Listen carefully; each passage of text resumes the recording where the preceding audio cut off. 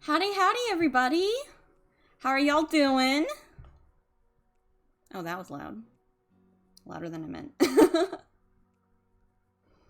I'm doing good. I'm doing good. I'm actually trying out a new eye tracker thingy. So y'all let me know if you like this one or the other one better. The other one oh! Vene Buster, thank you so much for the follow. Welcome to the rodeo. And welcome to Therapy Thursday, but on a Friday. Howdy, howdy, Indy, Malgor, Weeby. Welcome, welcome, everybody.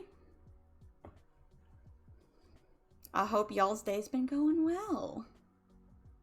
I know, you've been waiting so patiently for one of these streams. But it's here, fear not.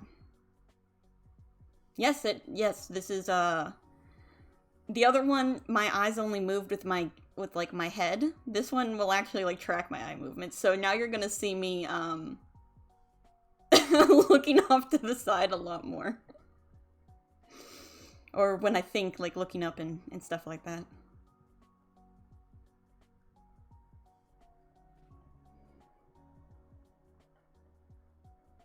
But before we hop into it, is the volume all right? Background music is nice and quiet and calm.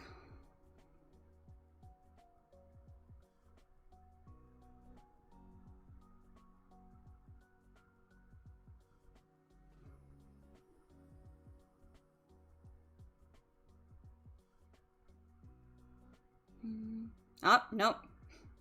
The lighting in my room is horrible. Ah, so is it too quiet?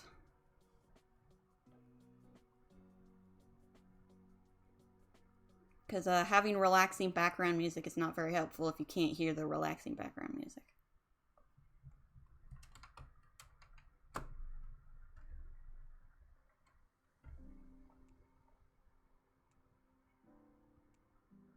All right, thank you, Seth. Commands, please. Cancel.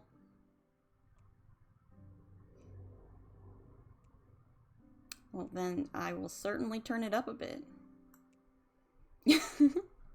And thank you very much, Seth. I appreciate that.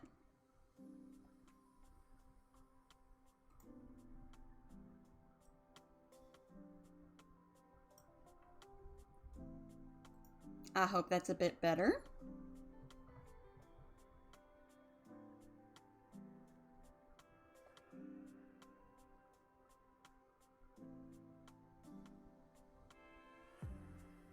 Nice and cozy? Good, good. That's what we like.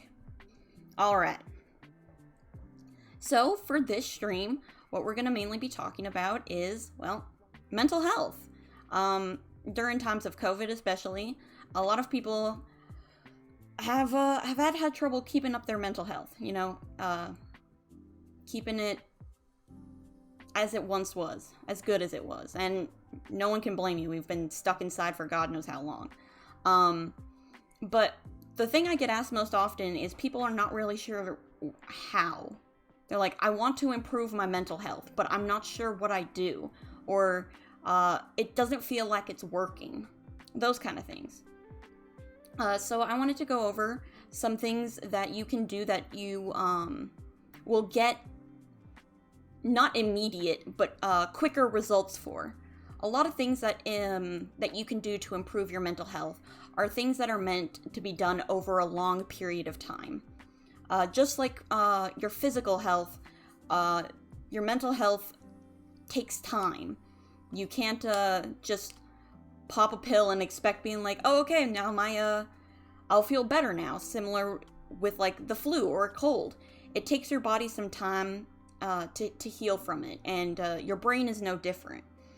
But there are some little things that you can do to speed up the results, because I know it can be very disheartening. But when it feels like you're doing what you're supposed to, but you're not really seeing the results that you want.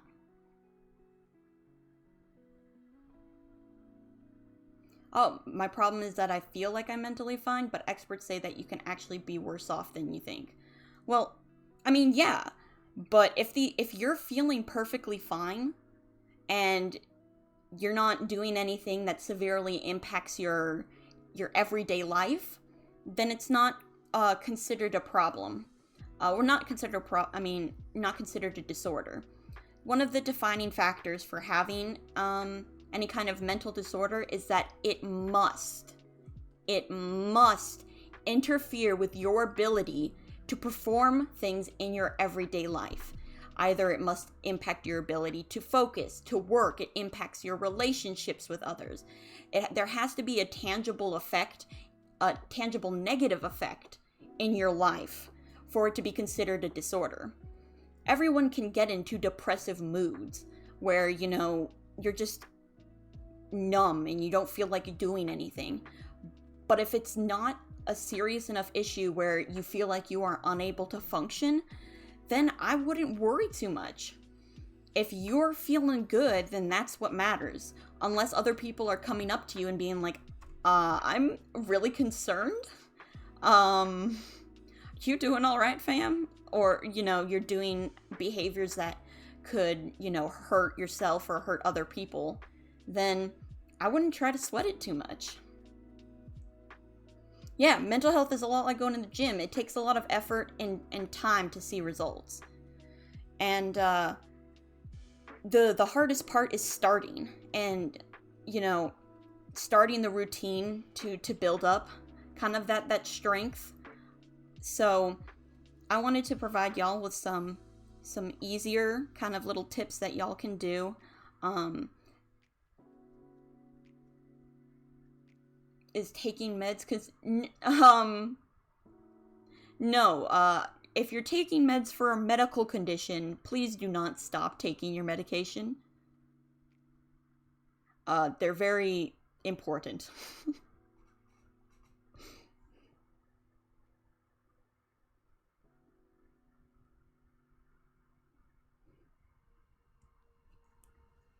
And Indy, I'm not 100% sure what you mean by your brain and your mind. Are you referring to the mind as in kind of like the unconscious kind of thing?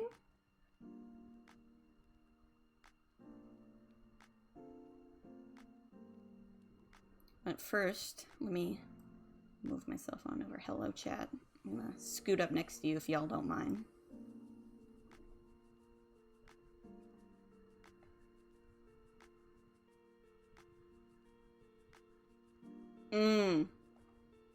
Sometimes I feel like I'm at a point where I'm doing well with something, like a book, and yet your brain is like, hold up, this sucks, or you need to start all over because it's wrong.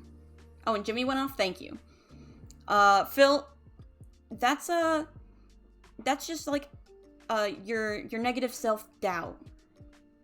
We all kind of have those moments where, you're doing something that you feel really proud of, but then all of a sudden, the little demon gremlin in your mind is like, actually, you're proud of this? This sucks. Like, you shouldn't be proud of this. And second guessing ourselves in our work is a very common thing, because not only do like self-confidence issues run rampant in today's society, but it can often be considered egotistical to be too proud of yourself. And so sometimes you're like, whoa, okay, I guess it's not that good, I shouldn't be too proud of it. But the best thing I would do when those kind of negative self-thoughts come up is to recognize that, okay, I had that thought, and then trying to let it go. Being like, for 5 minutes, while I was writing this book, I felt proud of it. I felt good doing it. And I have spent now 30 seconds not feeling good about it. What matters is those 45 minutes that I spent feeling good about it. Yeah, that little gremlin is there very often. Ah, okay, you're talking about the okay.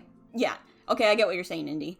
I didn't know if you were referring to, so, as the mind as in the psychological portions and the brain as in, like, the chemical. Though the chemical and psychological do interact occasionally. But... okay. How do I do this again? Studio? Nope, excuse me, I'm in studio mode. You're not supposed to pop up on stream when I'm doing that. Excuse me, you're not supposed to do that. Oh, God, I know. I mean, that's one of the reasons I do this. Mental health still has so much stigma around it. I mean, yeah, obviously it's better than it was in the past, but it's still not good. It's still not good enough. People think that you can approach mental illness with a pull yourself up by your bootstraps mentality, and that's just not how it works. And a lot of people even still kind of scoff at the idea of psychology and of therapy. And yeah, self-stigma. God,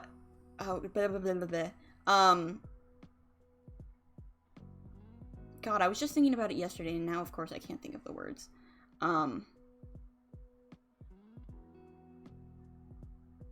Like an unintentional bias.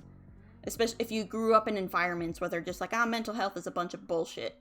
When you grow up in that kind of environment, you internalize those kind of things.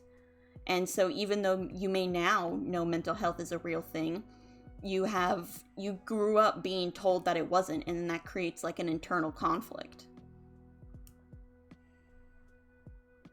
Well, since my stupid studio mode didn't do what it was supposed to.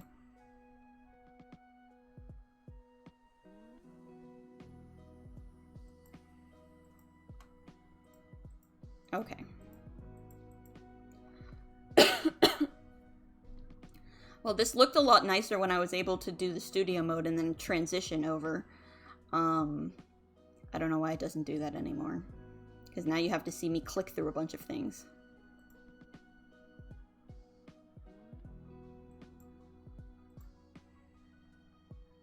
Okay. So we are going to start with the most basic. Let me pull it up. All right. So we're going to start off the basics, which is your body and your mind are inextricably linked. When you physically feel bad, you will mentally feel bad. And so it's important, even when you're not feeling well, to take care of your body. Because doing that can help... Oh, calm down, face. Doing that can help increase and improve your mental health. So we're going to go through this little diagram. Okay. It's big, and this doesn't look as professional, but you know what. So a really important thing when you're struggling with mental health is making sure you are eating right. I know, when I get super depressed, all I want to do is binge eat ice cream and like have potato chips and to have a bunch of comfort food. And it's okay to have that every once in a while. But say you're going through a depressive episode. Episodes are like periods of depression that usually last longer than a month. Or this could be an anxiety episode, or let's just say you're having a really shitty week. One way to help not only your mind feel better, but your body feel better.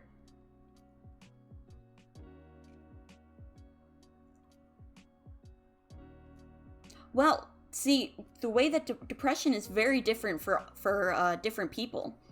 Some people binge eat when they're depressed. Some people stop eating. Some people, when they're depressed, get super bad insomnia and they can't sleep. And some people, when they're depressed, have hyposomnia, where all they do is sleep. Depression manifests in many, many different ways.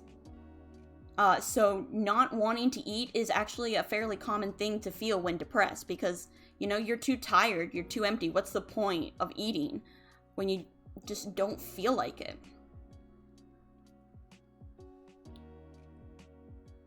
And hello, Ray. But whether you don't feel like eating or you feel like only eating like junk food, it's very important to make sure that you're getting the proper nutrients and no, I guess just nutrients are the words in your diet. I know, like, for me and common in a lot of other women, not getting enough protein or having enough iron can be really important. It took me God knows how long to figure it out, but some days when all of a sudden in the afternoon I was feeling crappy, my friends would point out and they're like, hey, have you had, like, any protein today? And I would be like, oh, shit, I haven't. And then, I'd eat a turkey sandwich and I'd feel better. Your brain needs sustenance. It needs these nutrients in order to function properly. And the healthier the nutrients, the better your brain is able to function. And I am doing okay, Ray. Are you? I hope you are too. Just going over some ways to help people improve their mental health. So, as for the different kind of nutrients, this doesn't mean you have to go like 100% organic, non-GMO, whatever. But making sure that you at least have one meal that includes vegetables, one meal that includes protein, though trying to have protein with every meal is the best way to do it. And one meal that includes some fruit that have natural sugars and vitamins like A, B, C, are good things that you can add into your diet that will help your body feel better. Even though I know I'm not the biggest fan of actually eating healthy, but how we have to look at it is our mind is an engine, right? And it's going to function as well as the kind of fuel we put into it. If we put in really cheap, oil into the engine, it will run, but there will be issues. It won't be as effective as if you gave it, clean, processed, I don't know how oil works. The super expensive oil option you have at the gas station. Your brain, in order to fight off negative thoughts and to stabilize your mood and to regulate your sleep, needs energy. So when you aren't providing it with that energy, of course your brain isn't able to function as well as it should.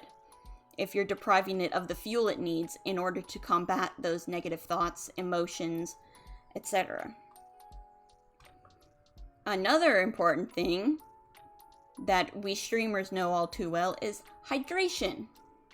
Dehydration can affect your cognitive abilities. It can change your mood. And God knows, I don't know how long you have to go without drinking water to start hallucinating. But making sure that you drink enough water is really, really important. Not only can it help with your skincare or help with your weight, but making sure at least you drink 1 bottle of water a day is really important. Yes, this means you will pee more and use more toilet paper. But similar to food, water is an essential component of our body. 70% of our body is made up of water. And we get rid of that water through multiple different ways. Through our saliva, through tears, through sweat. So our body needs to replenish that water. And if you're not giving it enough of that good old H2O, it can affect your mood. Speaking of which, I'm going to hydrate right now.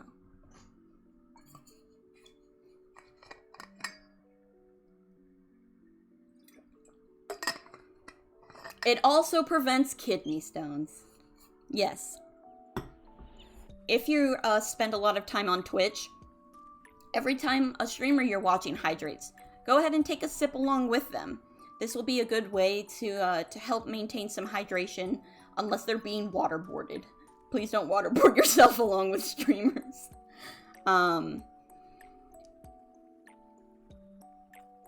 And though technically there is such a thing as too much water, there have only ever been like 5 cases of people of dying from too much water.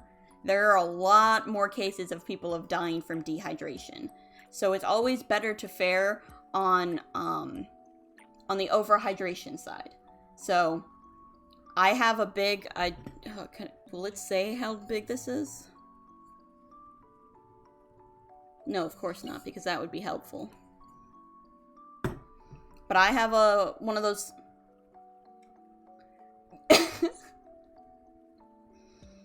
You're not drinking it. Drowning is having the water go into your lungs and down your airway.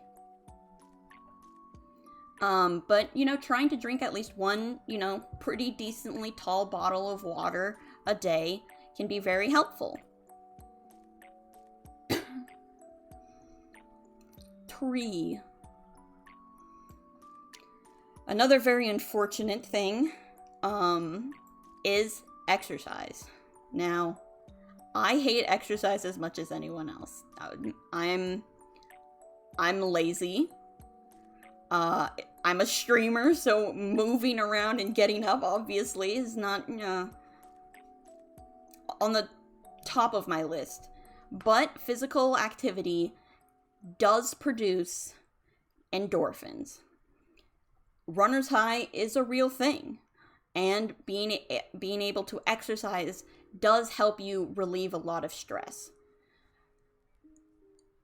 Now, how much you should exercise often depends on your age and your weight, but trying to exercise for at least 30 minutes a day is really important. I know a lot of people, we can't go to gyms anymore, or, take a run through the park as well as we used to. And believe me, I know, exercising with a mask on it just makes it so much more difficult. Really inconvenient. But doing at least a small, quick little workout, even in your house, can be very, very beneficial. If you're not ready to do some intense workouts, going outside and taking a 30-minute walk could be really, really helpful as well. Because being in the outdoors, being in the sun, absorbing that good old vitamin D can really, really improve your mental health. I'm 100% serious on it. Spend at least 15 minutes in the sun is incredibly important if you have really poor mental health. I cannot recommend it enough. If you're in a place that doesn't get a lot of sunlight, getting an SAD light. That vitamin D is super, super important because it helps, one, not only regulate your mood, but it regulates your sleep cycle. And your sleep, transitioning smoothly into number 4, is another huge component of maintaining your mental health. Having irregular and poor sleep severely can impact your ability to function in your everyday life. How does sleep problems link to... They're saying that people with these disorders often have troubles with sleep. I suppose if your work is very physically intensive, it could.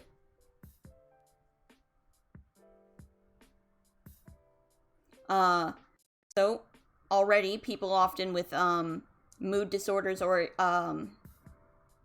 ADHD already have trouble sleeping. So, that makes it even more important to make sure that you get enough sleep and regularly. This means setting up a sleep schedule.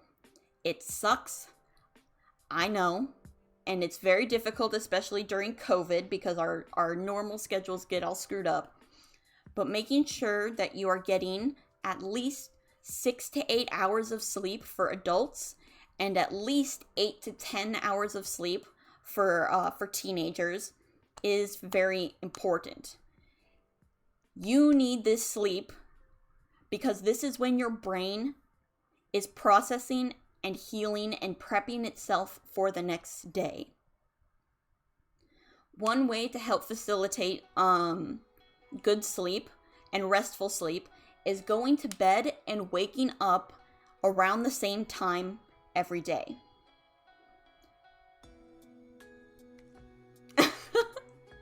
I mean, obviously, if you have a work schedule where you work, nights, you work graveyard shifts, this is a lot more difficult for you. And I am so sorry. Graveyard shifts are really rough. But even if you can't, naturally fall asleep with, the day and night cycle, still making sure that you can go to sleep around the same time, whether that's you go to bed at 8 a.m. or 8 p.m., if you regularly go to bed at that time and regularly wake up at a similar time, 6 a.m. or 6 p.m., will help your body get into the habit of falling asleep. So the closer then it gets to your normal bedtime, your body will be like, oh, hey, wow, look, it's almost 8 p.m. So then starting at 7 p.m., your body starts prepping for sleep. Your brain starts producing melatonin. You start getting more comfy, more relaxed. So that way you can fall asleep easily once 8 a.m. comes around. The same thing for waking up. Waking up becomes a lot easier if you're waking up at the same time every day. Now, this can lead to the infuriating thing of waking up before your alarm. And I too have experienced that many times. Being like, oh my god, it's 20 minutes before I'm supposed to wake up. Why is this happening? Why is this happening? I could be asleep. But having a regular, consistent sleep schedule is, I cannot stress enough. I would say getting a decent sleep is the most important thing out of all of these on this list. Like, if this means you have to forego healthy meals, or hydration or exercise, sleep is the first thing I would recommend trying to get. If you cannot apply anything from this list, please apply sleep. I cannot stress enough how important getting enough sleep is for your brain and for your body. Similar to food, sleep is how your brain recharges. And if your brain is recharging inconsistently and not enough, it's not going to be able to function. Like I said with the fuel, the gas example, is if you already have pre-existing mental health conditions, like depression, your brain needs energy and needs fuel to fight off those negative thoughts. And to fight off those the feelings of listlessness and not wanting to do anything, not wanting to get out of bed. Your brain needs the energy for you to be able to be like, no, I'm going to do this.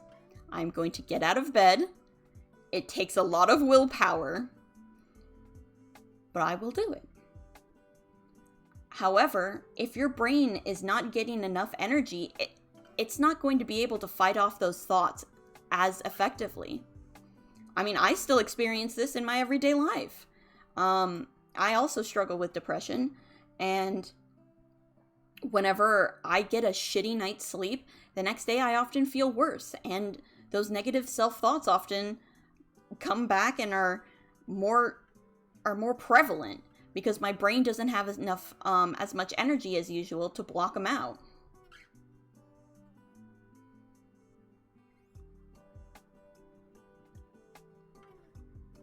The only regular thing I have in my oh no.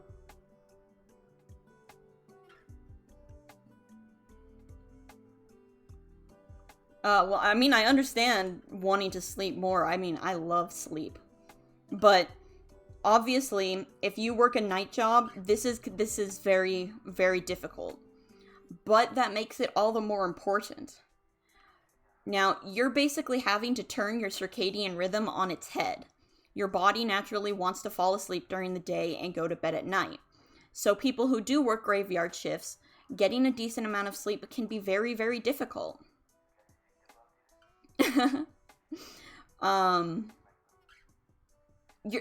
Your circadian rhythm. So your circadian rhythm is your body's internal clock. It's why you get sleepy at night. Your body has a way to internally kind of almost tell time.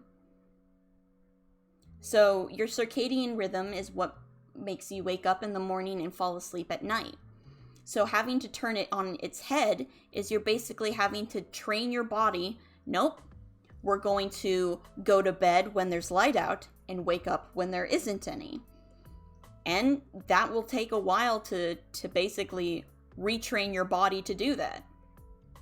Now, the best ways you can do that is, one, investing in blackout curtains or sleep masks. I know I'm very photosensitive, but having sunlight creeping in when you're trying to sleep can be counterproductive to changing your circadian rhythm. Your eyes, even through your eyelids, when they naturally absorb sunlight, that affects the circadian rhythm. Your eyes intake sunlight, and then your body's like, it is daytime. This means this is awake time. So making sure that when you are sleeping, you're sleeping in a room that has as much darkness as possible can really help to maintain your upside down circadian rhythm. And hopefully by doing that, it will make it easier to get through night shifts. But if that is... having night shifts is very, very difficult for maintaining a healthy sleep cycle. So while I say to everyone else, sleep is the most important thing, if you are unable to have a regular cycle, sleep cycle and sleep routine because of work, whether it's night shifts or on call, I would say the second most important thing afterwards then is nutrition.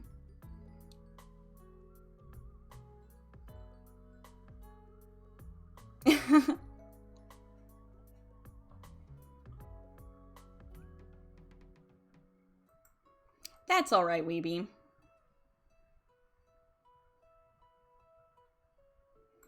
Alright.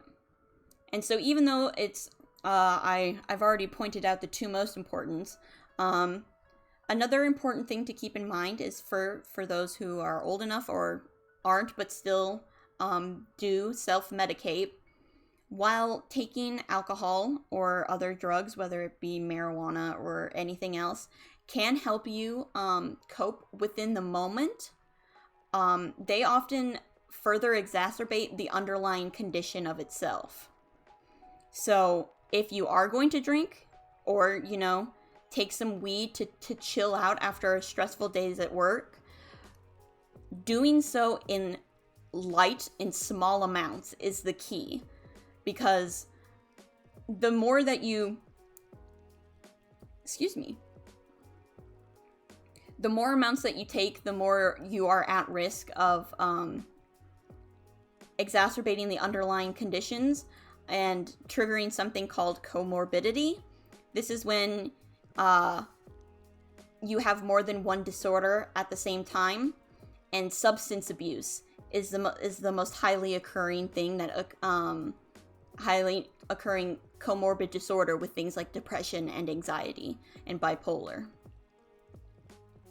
Are using energy drinks count as substance abuse?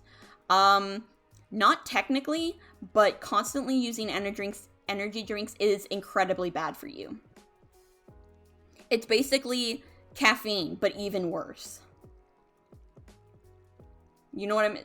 Hugging. Yes. hop down to social well-being.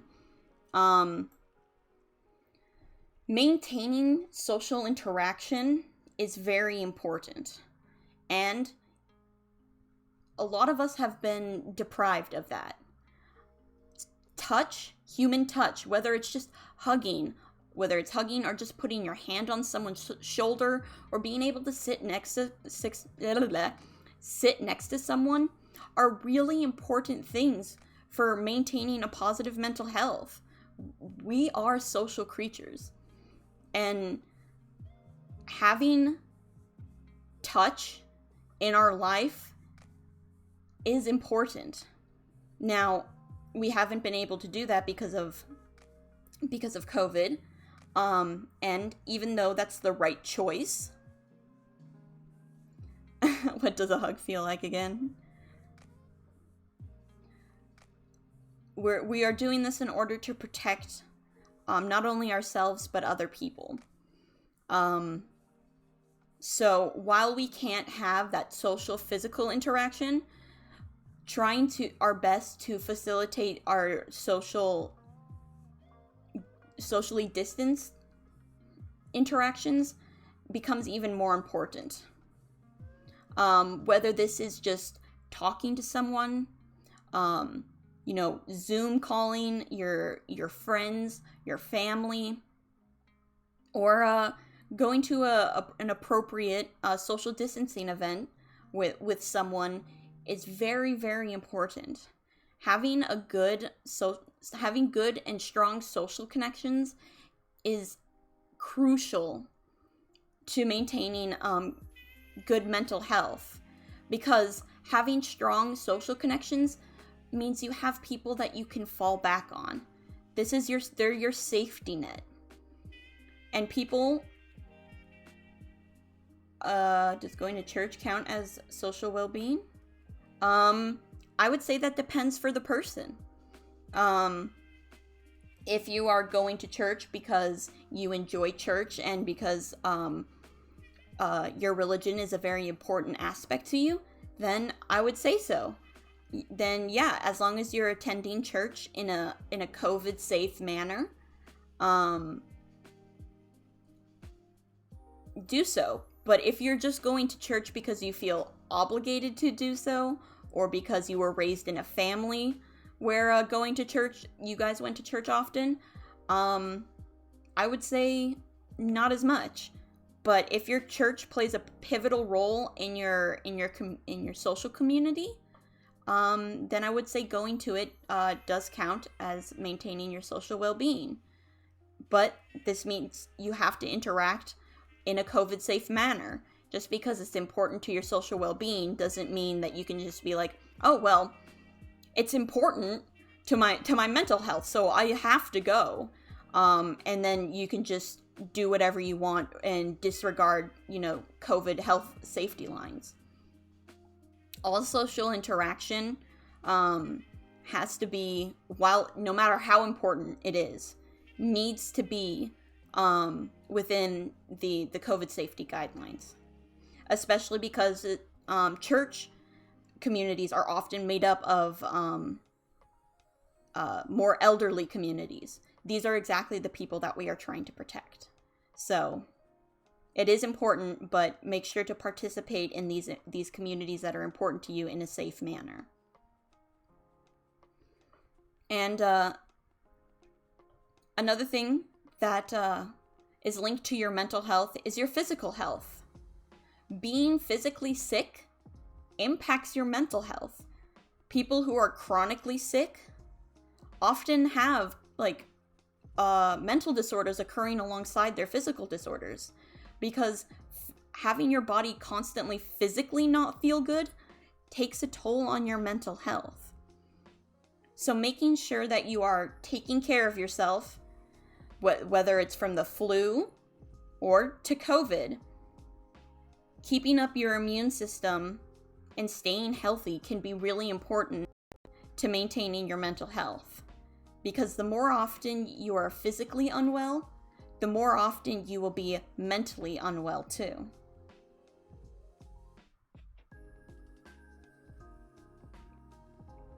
All right, that's this little infographic. Does everything I just went over make sense? Do any of y'all have any questions or anything before we move to the next infographic?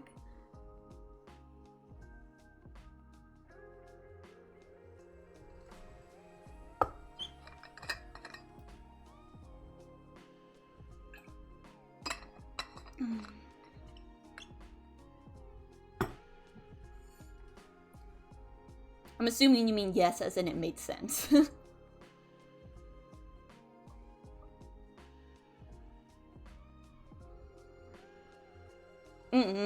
Good, good.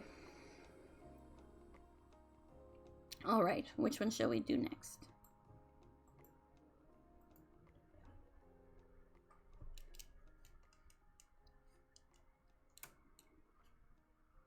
Ah, thank you. Thank you for my illegal hydrate.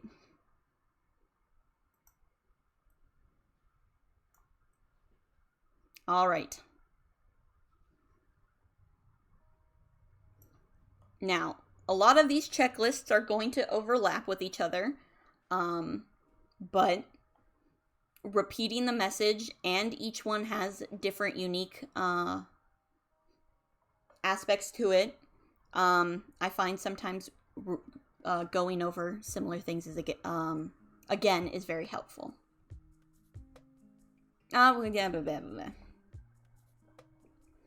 Wow, look, what's number 1 on their list? It's get good sleep.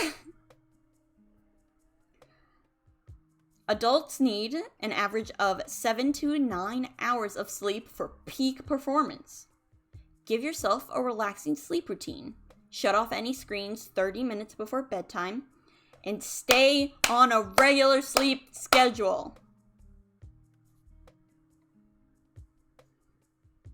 If you have trouble with going to bed, as in time just flies by, which I've had happen while playing video games. I'm like, oh, I'll stop in an hour. Looks at clock, it's been 4 hours. Setting a bedtime alarm can be helpful.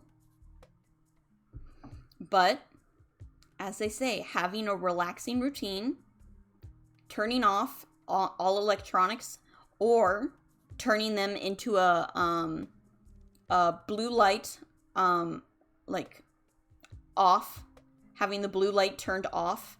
I know iPhone can do this. Blue light is something that our phones and electronics emit that, similar to the way that sunlight works, tells our body to stay awake. So making sure that you turn this off when you are trying to fall asleep can be very, very helpful. But, as I said, 7 to 8 hours of sleep, regular sleep schedule, very important. Next.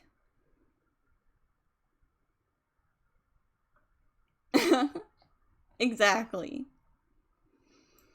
Nourishment and moving your body. Our mental health is inseparable for our physical health. So treat your body well to feel your best.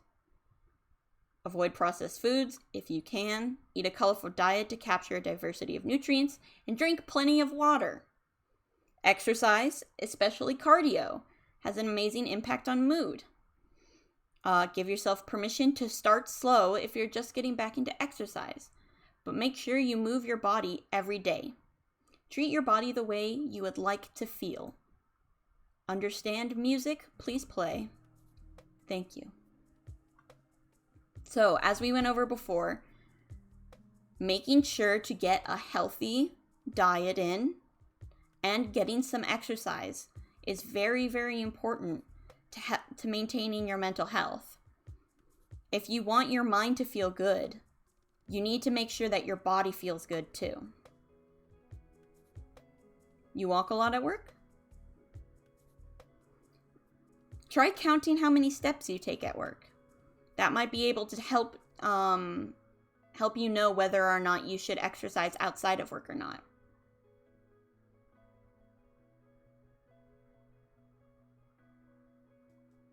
Yeah, exactly.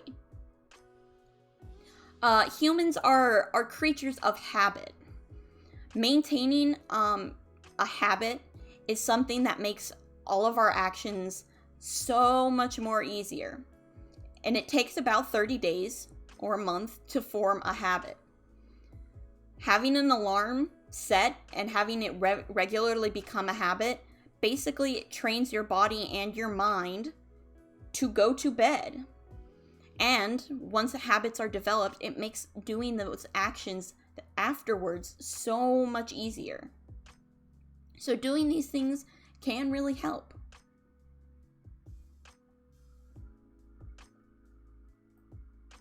All right. 3, connect with others. We as people are not pack animals. We are tribal animals. And so we do feel best when we connect to other people. We are social creatures. Why don't I get it? Unfortunately, it doesn't work that way with the morning alarms. Because you are waking your brain up. You're turning it on rather than turning it off. Similarly, I suppose the best way I could put it is, it often takes computers a bit longer to turn on than it takes them to turn off. So basically, your brain is having to do a lot more going from sleep to awake than it does from awake to sleep. Which is why we don't hear the alarm and feel alert and ready in the morning.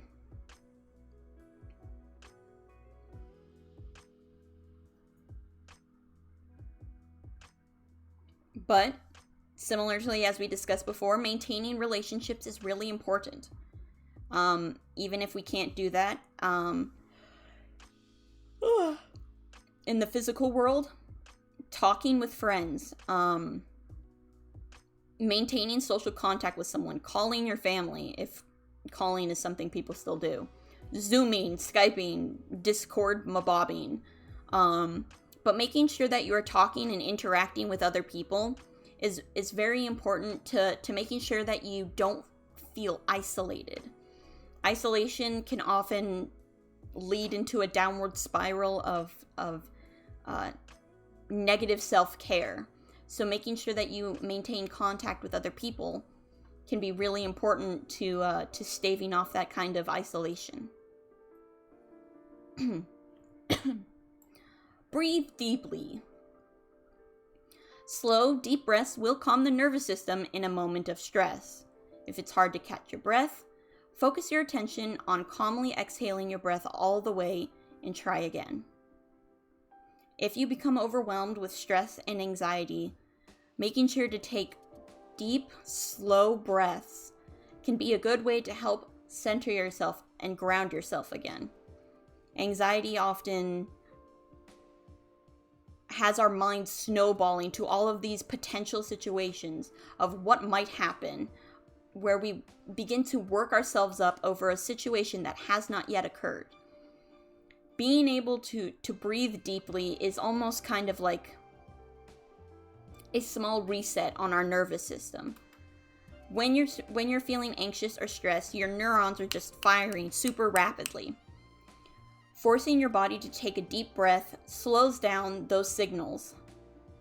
And so, without them traveling as fast, those anxious thoughts will not travel as fastly. And this will provide you a brief moment to kind of regain control again.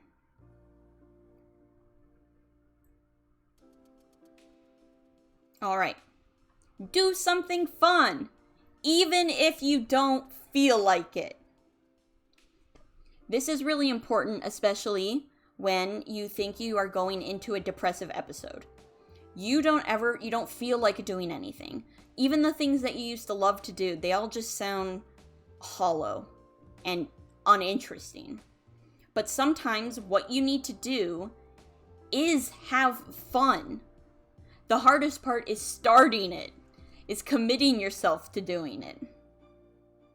Yes, please don't do so many deep breaths that you start to pass out. That's counterproductive. Just cancel. just a few.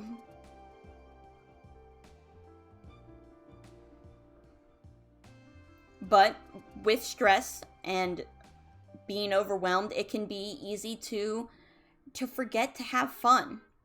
But it's super important to maintaining mental health. If you're constantly depriving yourself of fun and entertainment, your brain is going to start burning itself out.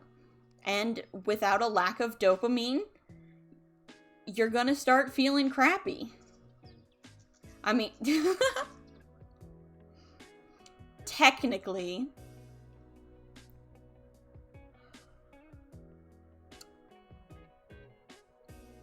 but I don't think just turning your brain off is the solution to negative thoughts, unfortunately. But it's important to give yourself the chance to experience positive emotions by making time to do at least one fun activity every day. This can be all sorts of things. Be creative, try something new, experiment. But trying to make sure that you provide at least one opportunity for your brain to get that hit of dopamine, to be flooded with those endorphins, is important in maintaining your mental health and your emotional well-being. Because if you just feel, unfulfilled and crappy and tired day after day after day, your brain is not getting that dopamine. And dopamine is that feel-good, happy, chemical. And obviously, if you're not getting enough of that, you're not going to be feeling very great.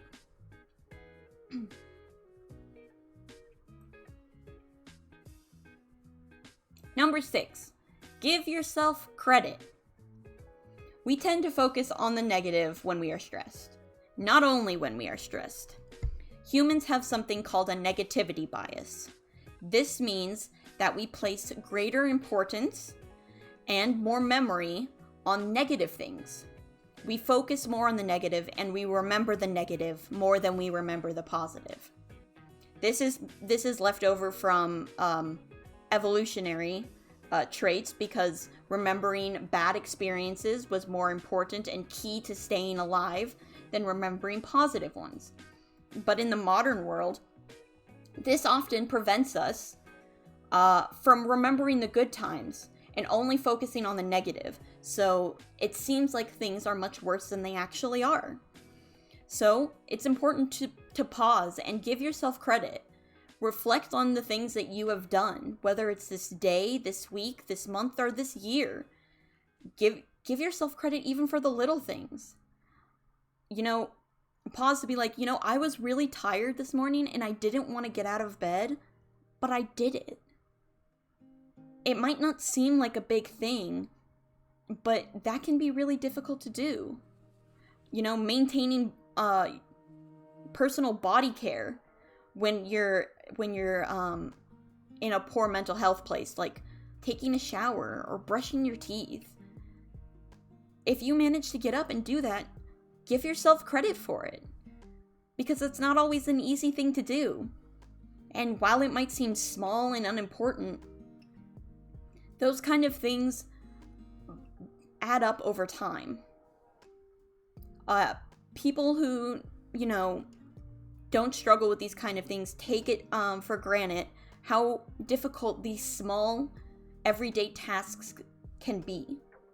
And if these small things are giving you trouble and you're struggling to do them, congratulate yourself when you are able to do them. Because it's a big deal. It might not seem like a big thing for other people, but when you've been struggling to do something, whether it's get out of bed or brush your teeth, when you do manage to do it, that's an accomplishment, and you deserve to feel proud. I'm dying. And you deserve to feel proud for doing it. I'm going to hydrate again. Oh dear.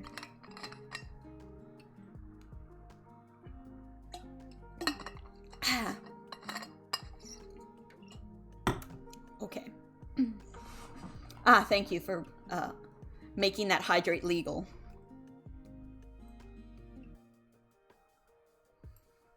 All right. Another important thing that we briefly touched on in the substance use is balance and moderation. I'm sure y'all have heard the saying, everything in moderation. And that's true. Too much of anything, even a good thing, is unhealthy. So whether this is you're obsessing too much over work, you can't get up off the couch, you're eating too much or too little, drinking too much or too little. Notice if you're relying too heavily or not enough on any one habit to manage stress.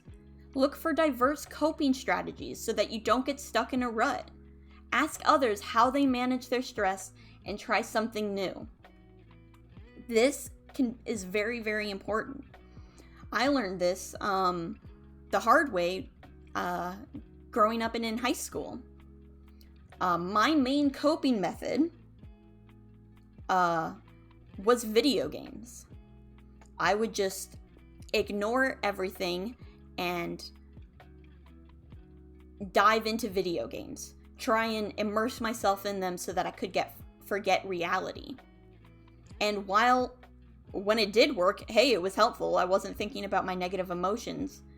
When the depression eventually came for the video games, and I no longer wanted to play them or felt the same when I was playing with them, I lost my only coping mechanism.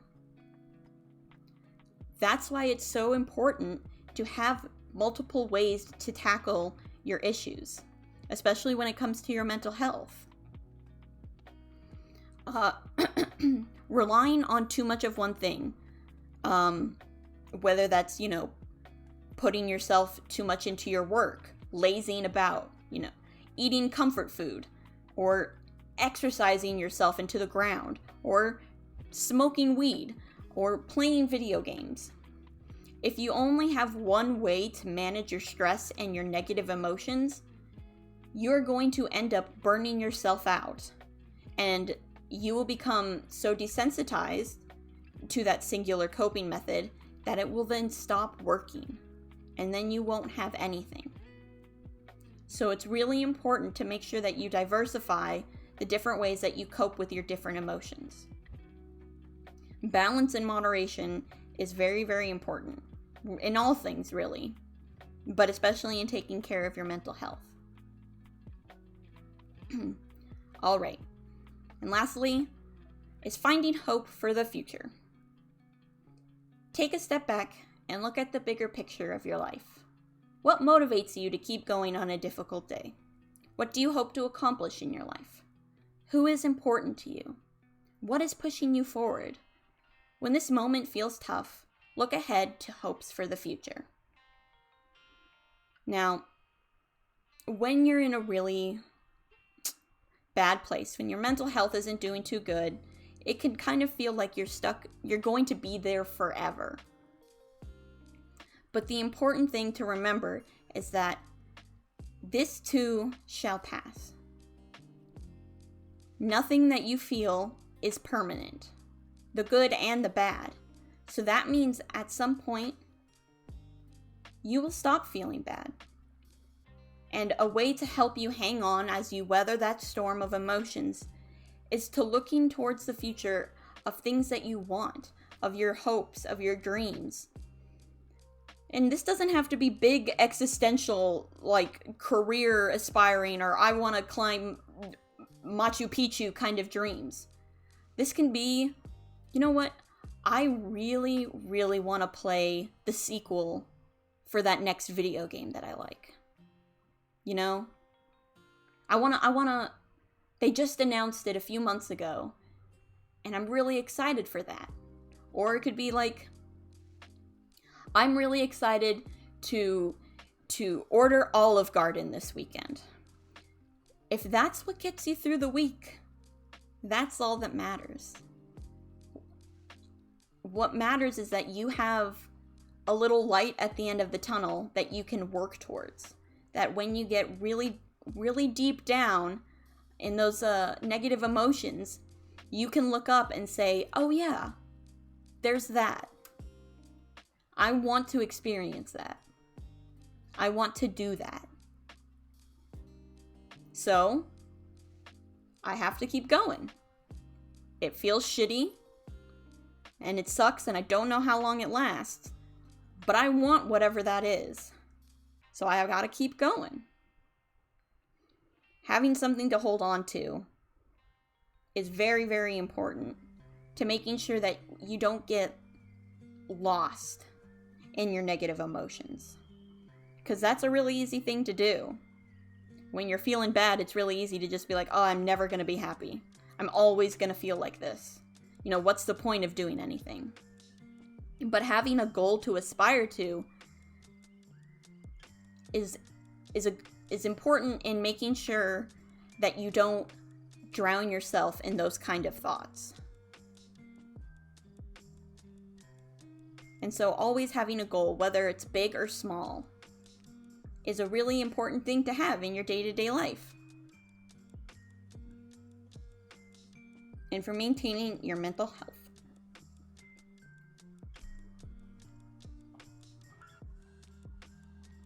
Alrighty, well, that's the end of this infographic. Do any of y'all have any questions? Does that make sense? Before we continue onwards. Not always be busy. Because just throwing yourself into busy work and just trying to constantly keep yourself preoccupied is not healthy. And is not a good coping method.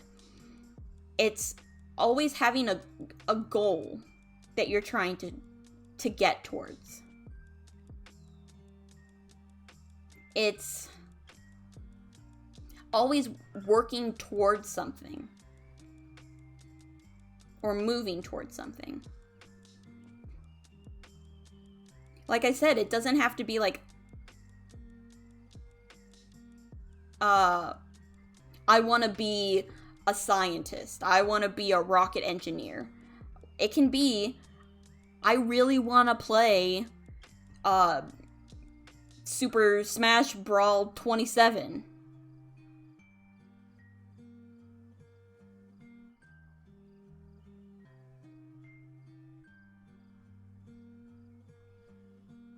I mean, yeah, it could be, I want to see the end of this anime. Or I want to play the rest of this game. If that's a goal that you want to have. And if that's a goal that can help you.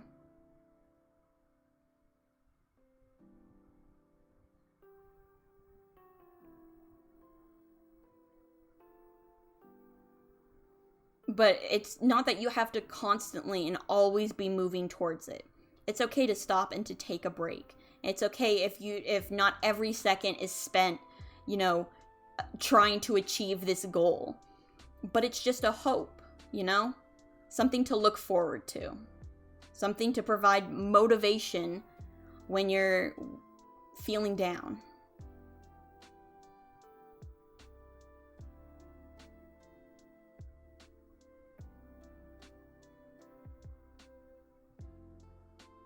Does that make sense?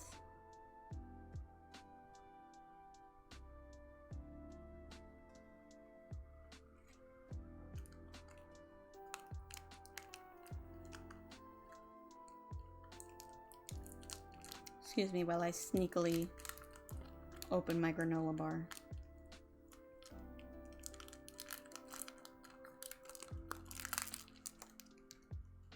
No.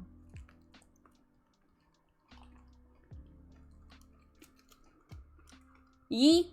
Good, good.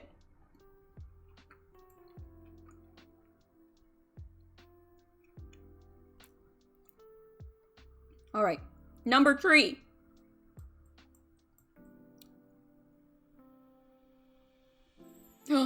What is this? Daily ways to improve your mental health. Oh my god.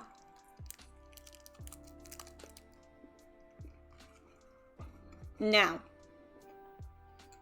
I know what some of you are going to think when you see some of these suggestions.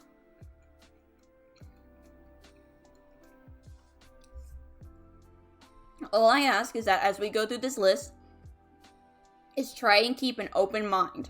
Alrighty? Alright. This, as an example, being one of them. Using a diary. I know a lot of people scoff at the idea of having a diary or a journal or a whatever. But having a place, and there are a bunch of apps that you can do this too, so you don't have to physically write. But being able to track and reflect on your day is very, very important. And it can very much improve your mental health, especially when you do this. At the end of the day, you write down what happened, write down how you felt, and end it off with writing 3 things that you're grateful for and 3 things you accomplished. If keeping a diary is in your style, there are plenty of apps for this. But I believe it goes over this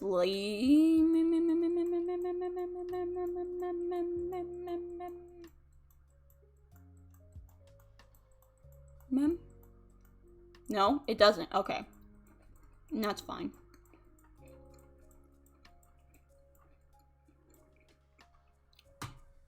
But, and I know it sounds cheesy, practicing gratitude is a huge way that you can help your mental health.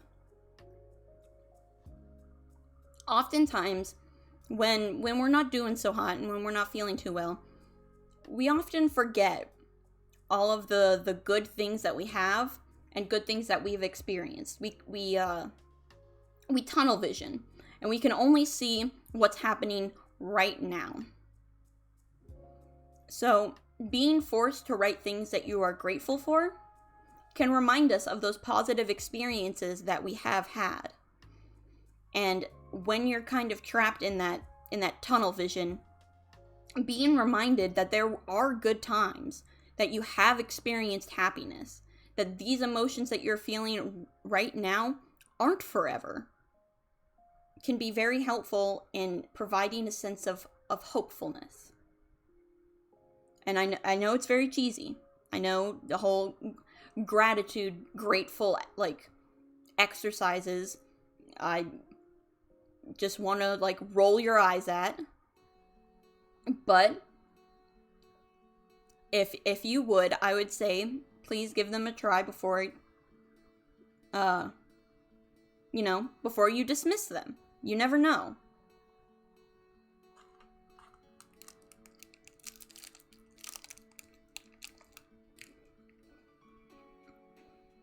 Wow, that is very detailed. I meant just write a brief overview of your day. I mean, but if you liked doing that.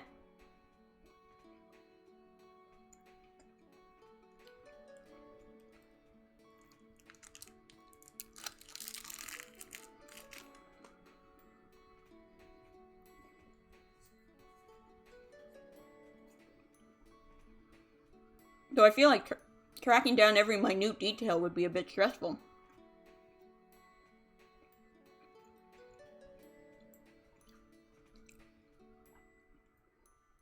But if that's your thing, then go for it. Another important thing that you hear often, and that a lot of people kind of just, wave their hands at, is setting goals. Now, as we said with, having a hope or a goal for the future, these don't have to be super big, important, lifetime achievement kind of goals. So, but writing down a set of goals you'd like to achieve, whether short-term or long-term, and working towards them is super important. Making small goals, such as, and they have try a recipe, but such as, doing your laundry, or spending at least 1 hour on your homework, or taking a shower. Creating these small goals and accomplishing them are very important in building up your confidence in yourself and your ability to do things.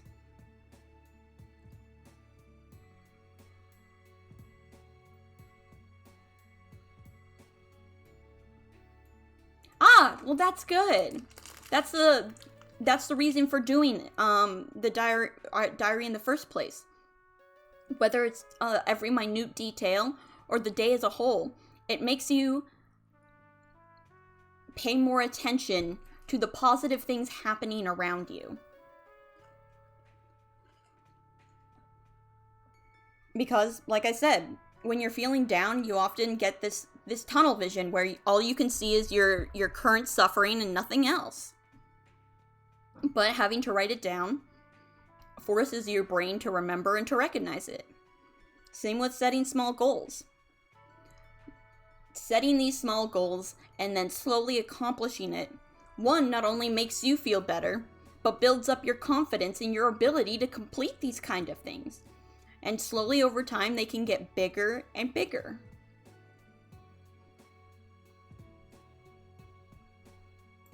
Planning ahead. Now, this is different for different people. If you stress or have anxiety about these kind of things, this is obviously not for you. But sometimes when you're depressed and you're feeling kind of listless, planning ahead can be helpful. It could be getting your outfit or your lunch ready for work the night before. This can allow to give you a sense of control. And if you're feeling overwhelmed, will have one less thing you have to worry about. So often when people aren't doing so well, they often feel like they have no control of their life, of their emotions. And that is very difficult, to feel like you have no control in your own life. But doing small things like planning ahead can give you a sense of control.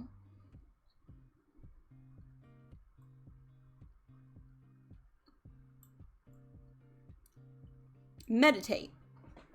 Now, this is some people's jam, and this is some people's not, and not some people's. So I would say give it a try a few times, and if it doesn't work for you, it doesn't work for you. But meditation can be really helpful for some people, and provide a lot of, momentary clarity. And it can be a great way for stress relief. It's suggested that you meditate for about 10 to 12 minutes a day. And there are a bunch of, different types of meditation exercises all over the internet that you can take advantage of. Meditation hasn't really worked specifically for me, but I know a bunch of people who it's been their saving grace. So, like I said, don't knock it till you try it. Similar to, it's basically deep breathing exercises, but like, it's like the same idea of taking some time to just relax, to focus on your body, to clear your mind. I've been streaming for an hour. Wow. Time sure flies.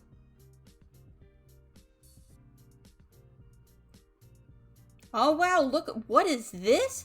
Is this something saying sleep is important again? Wow. Who could have guessed? I'm gonna say it again. We take sleep very seriously around here.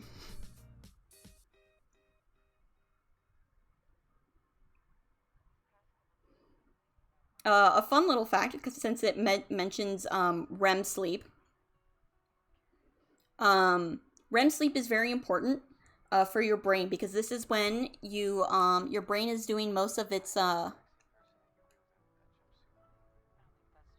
like healing, but when it's doing most of its resting. So if you find that when you go to sleep, you start dreaming immediately, that means you're not getting enough sleep. If you can fall asleep and dream in like a 30-minute nap, that's your brain is telling you it's not getting enough sleep because it's trying to immediately go to the stage that it gets the most rest in because it's not getting enough of it. Your brain goes in cycles from like surface level sleep, stage 1, stage 2, 3, 4, down to REM sleep. And then back up. 4, 3, 2, 1. That's a healthy sleep cycle.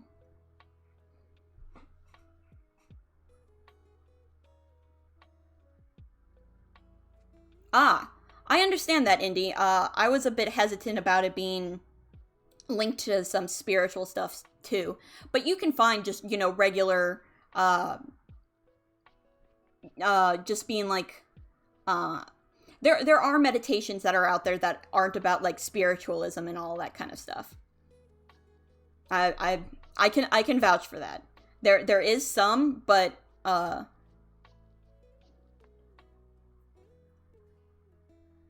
our naps are not bad. Naps are perfectly fine. It's best to take naps in very small increments of time, and the longest you should usually nap for is about 20 minutes.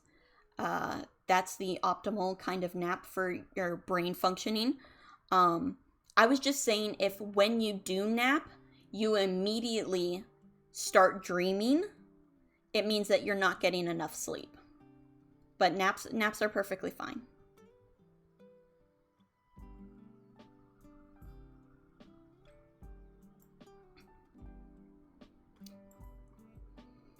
Here's something that I know a lot of us probably feel.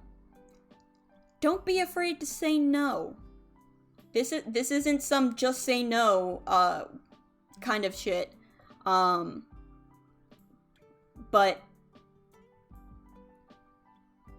we often feel bad when we reject other people.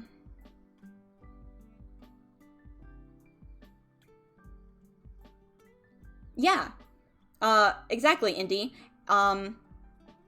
When you have higher levels of brain activity, you're more likely to be in REM sleep.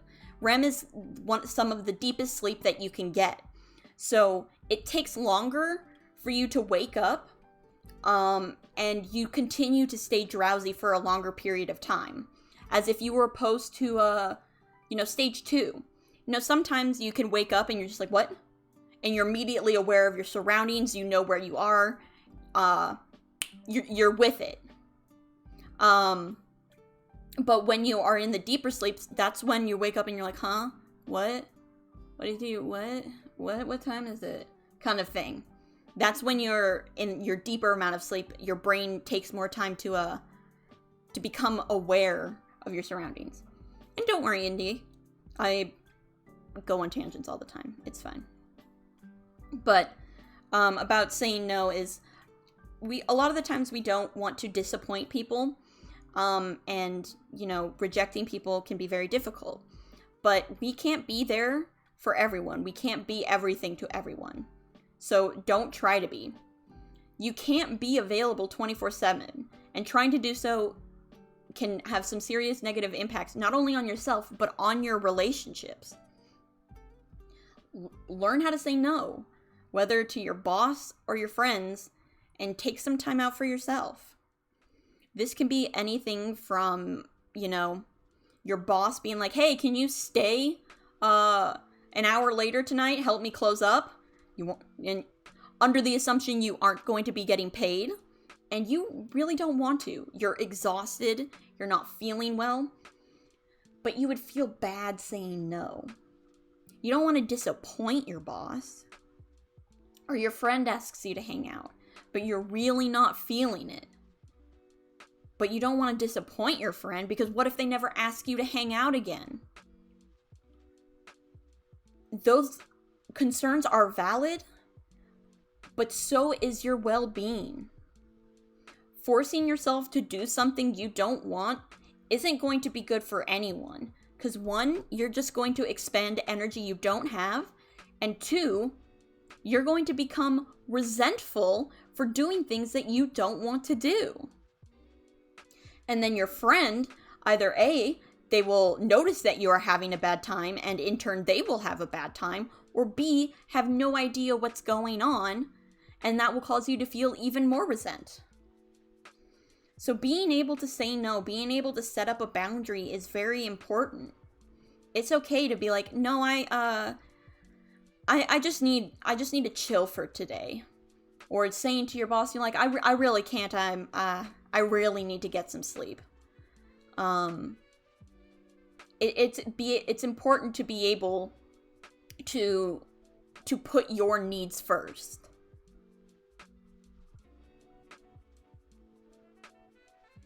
Disconnect. Ooh. Oh dear. Most of us are constantly connected to our devices, meaning we're able to read work emails at any point. Try to spend some time without your phone so you're able to connect more fully with your surroundings and spend time talking to people face to face. Yeah, there's Wavy. Nope. Again, this heavily, I think, can depend on the type of person.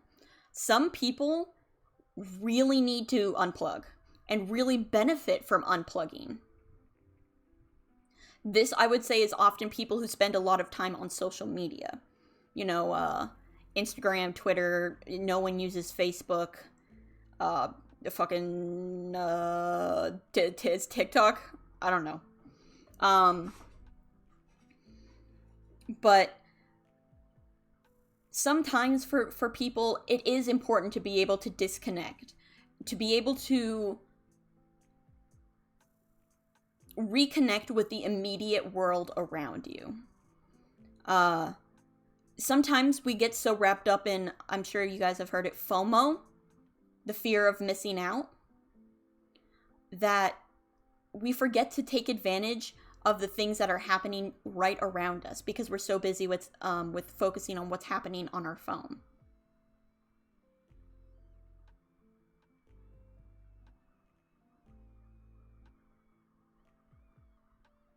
No, I would say reading books... Cancel. I would say reading books is great. One, books don't emit blue light, and well, it really doesn't matter what type of books they are, but I would say reading is always a good thing.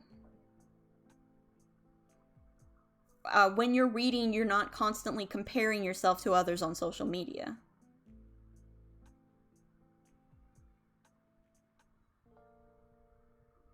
But like I said, it's not always for everyone. But if you, I would say that this is something you do, and it doesn't maybe have to be fully disconnect. I know that sometimes when I used to actually go on Instagram, I would get so caught up in looking at all of the things, all of the fun things that my friends are doing. And feeling bad about myself and all of the fun things I wasn't doing, or looking at how they looked and comparing myself to them, and then just kept going down this rabbit hole of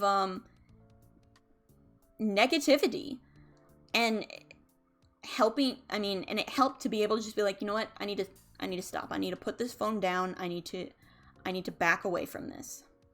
So if you find yourself sometimes doing something like that, whether it's Instagram or you find yourself swallowed in Twitter drama constantly, music, please. Sometimes putting your phone down and stepping back is really important.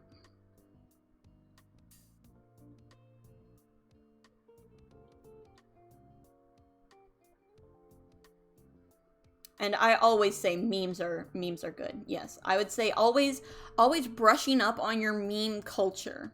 Unless it's poll, then I'm slightly concerned. 4chan memes, you have me slightly concerned.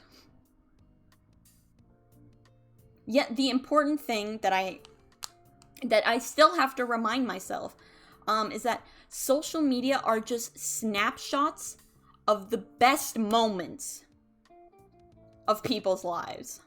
That's not their everyday life. They took a picture of a moment where they were having fun, they were feeling good, that they wanted to share, and put it on the internet. That's not their day-to-day life, even if they try and make it look like that. That is just a highlight. So comparing your life and yourself to these small highlights that other people post isn't going to help.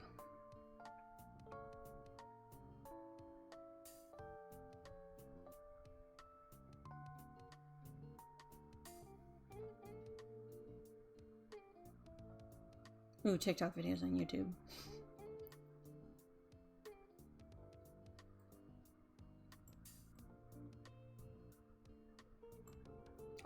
Another thing that's important is taking a break.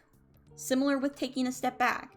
When situations become overwhelming, it can be best to just take a break from it.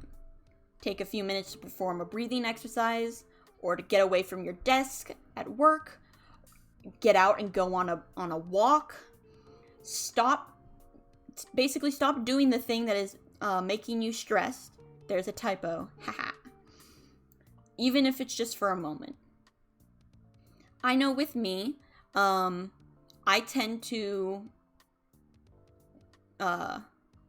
when I'm in, a negative space, hyperfixate on the negative emotions.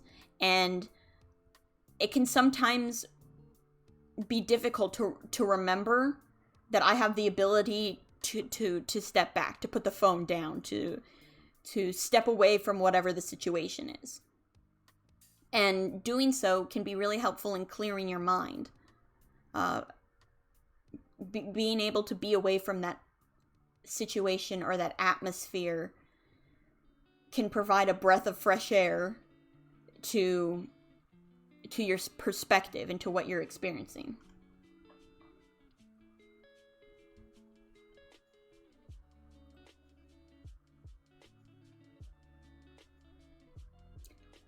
Another very important one.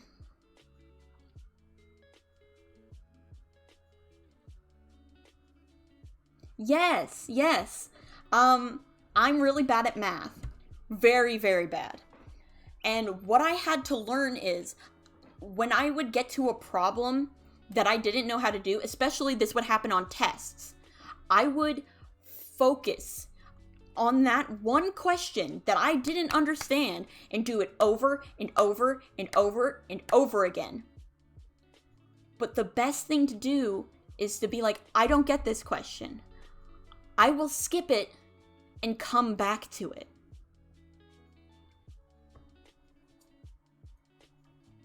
Same, Indy. But sometimes we get so hyperfixated on the problem that we are trying to solve or the situation at hand that we forget everything else. I would halfway through a math test, I would get to a problem and I'm like, I can't do this. I don't know how to do this. And I would just stare at the question and I would freak out. And there were 5 other questions I could have done in the meantime while I was sitting there thinking about, I'm so stupid, I can't figure this out.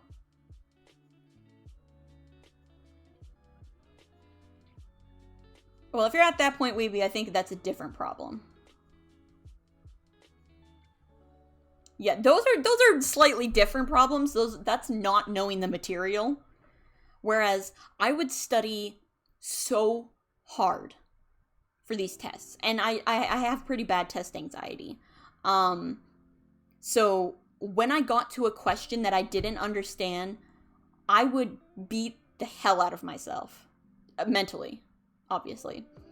And I'd be like, no, I know this. I know this. I know I studied this. Why can I not get it right? And so I would just continuously focus on that one problem, trying to fix it.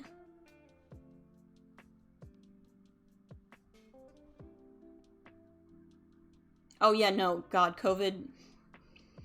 I'm so glad that I'm not in school with COVID happening, because I had to spend one semester and it was so difficult. Oh. I mean, and it's, and you know, teachers do, like, say that, but sometimes, it was, I had to be continuously reminded of it. This is when I had a math tutor. And it helped when they would see me get into that moment of being like, I have to get this, I have to get this. And they would be like, okay, no, we're closing the book right now. We're gonna just, we're gonna chat for like a minute or two. And then you can go back to the question if you want. Or they would say like, nope, we're not doing this question anymore. Skip it and go to the next one.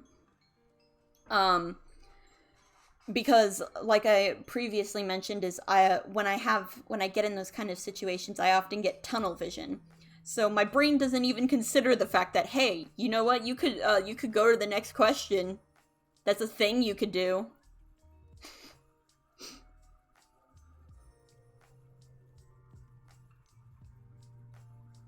But it's super helpful to remember that when you're taking SATs and ACTs.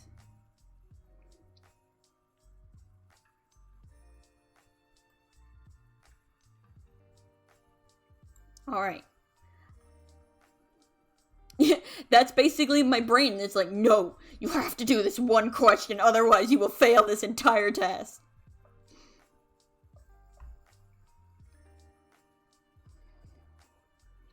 Alrighty. Yeah, no, that's exactly my brain.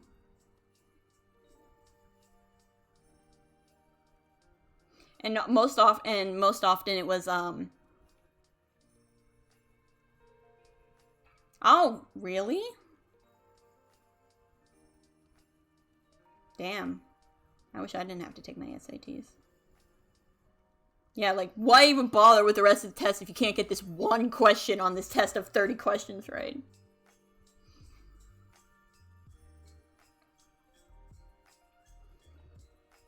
Alright.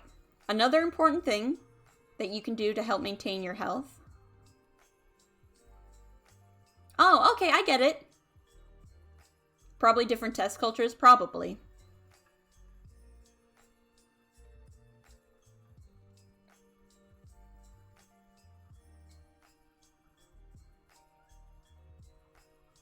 The most frustrating part with me would be like, okay, I know the first, like, 3 steps to solve this equation, and then I just don't know how to do the last 2, and I just sit there racking my brain being like, how do I do this? How do I do this? I know how to do this. Fuck, I answered it part way. I can't give up now. God, math.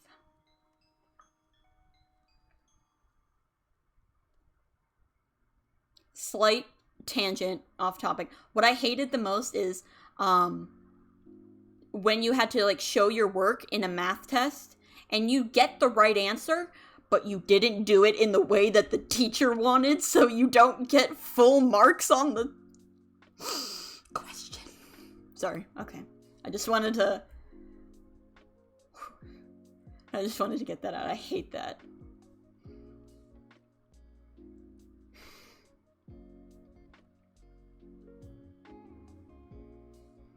Especially because I did,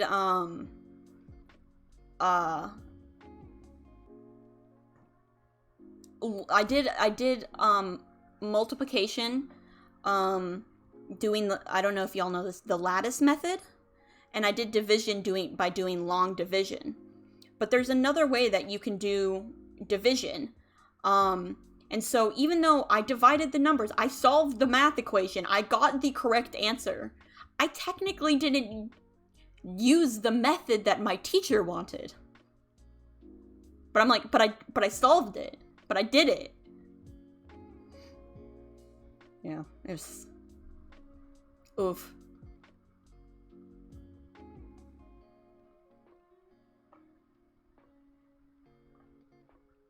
Well, I mean, but it's... The question is, like... But if you have if you have the correct answer, even if you technically, not that you did it incorrectly, like you missed up some numbers and you managed to magically arrive at the answer, but you just simply went about it in a different method than than the teacher wanted.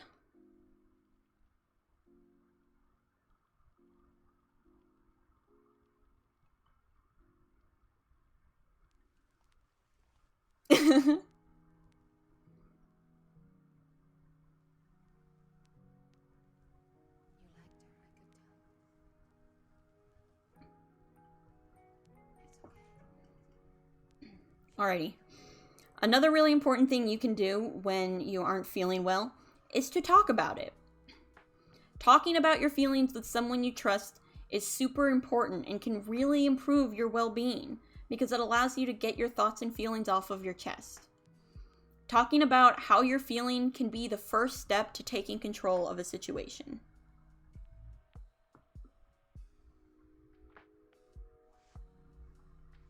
And this can be anyone that you feel safe with or that you trust. But being able to open up about the things that are weighing down on you is really important in one, not only practicing vulnerability, but allows you to not feel so alone or like you're suffering in silence anymore. Now someone else knows what you're going through and they understand.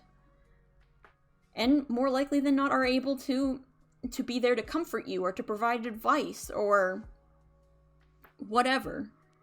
But being open and honest with people that you trust can be a huge weight off of your shoulders. More than you might think.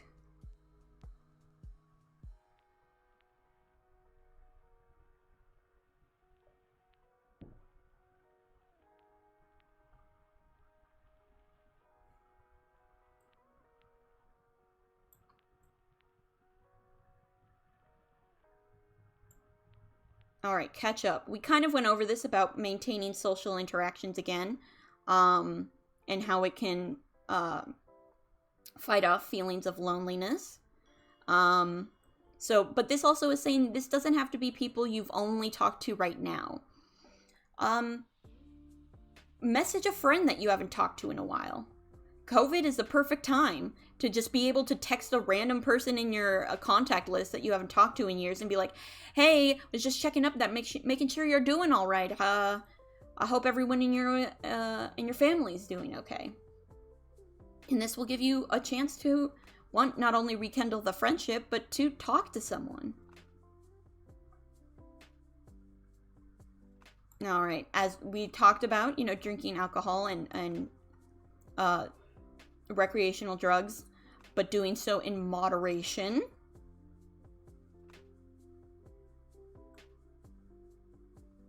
Eating well. Protein contains amino acid, which makes up the chemicals your brain needs to regulate your thoughts and feelings. So it's important to make sure you're eating plenty of protein-rich foods, such as fish, eggs, nuts, and seeds, and meat. Red meat has more protein than white meat, but getting just protein in general. I used to be so bad about eating protein that I had to get those protein bars that are meant for bodybuilders. The ones that you see at the store. These are for people who are looking to get them gains. I would have to eat those because I would forget or not want to eat actual meat. But protein is very, very important.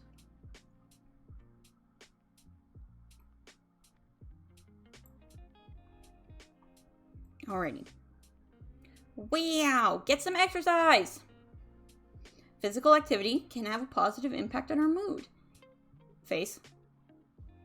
Even as little as a brisk 10-minute walk can improve our positive mood. And this goes in tangent with head outside. Weather permitting, try and spend some time outside every day. Sunlight is very important. It helps promote the production of vitamin D, which increases your level of serotonin, which helps regulate your mood in the brain. Plus, time in nature is a proved stress reducer.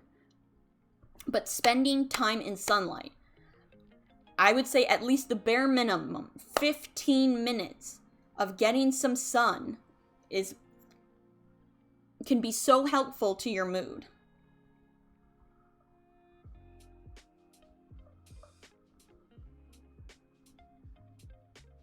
I feel that, Weeby.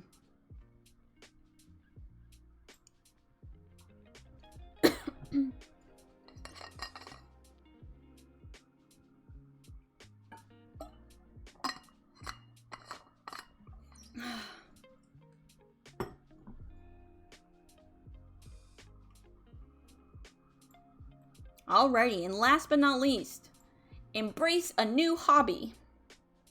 Whether it's a physical activity, crafts, or volunteering, which can be very helpful in non-COVID times and can be very beneficial to improving your mental health because helping others feels good. But, you know, with the plague aside, a hobby can provide an alternative outlet. It can also be a good way to meet like-minded individuals outside of your existing support group. Now, this is difficult because, you know, we're on... Kitsu! Thank you so much for the raid! Fox support raid! Welcome, cute little foxes! How was your stream? You were also playing Just Chatting. Ryoko Neko, thank you so much for the follow. Welcome to the rodeo. Yes, Therapy Thursday, but on a Friday. We are going over tips to improve your mental health. Small, easy little things that you can do to help yourself feel better. Ooh, how exciting!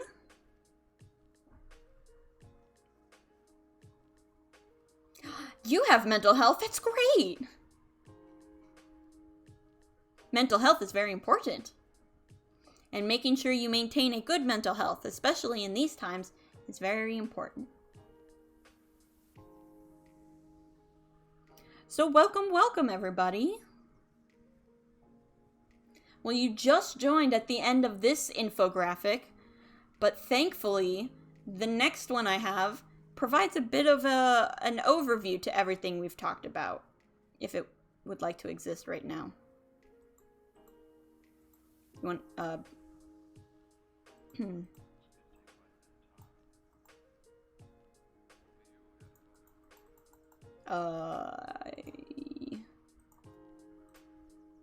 This is all according to Keikaku.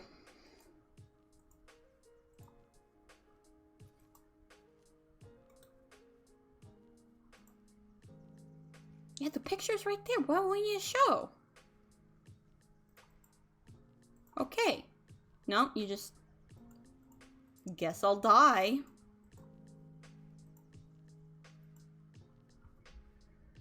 Alrighty, Kitsu. I hope you have good food. We are talking about making sure you get enough food, having a balanced meal, and getting protein is very important to making sure that your mind is as healthy as your body. Okay, OBS, why are you being like this? These people want their 5-minute mental health checklist. There it is. Haha. I did it. All right. This, along with something else I'm going to bring up, is a brief little checklist that you can go over when you're not feeling well. And maybe you're not really sure why. You're just like, today I'm just not feeling it, fam. Here's something you can ask yourself. And to try and pinpoint the problem. Have I eaten regular meals? Have I showered? Have I been comparing my real life to other people's highlight reels? Am I getting enough sleep? Have I been thinking kind thoughts to myself? Have I spent time outside in fresh air? Have I connected with someone I love?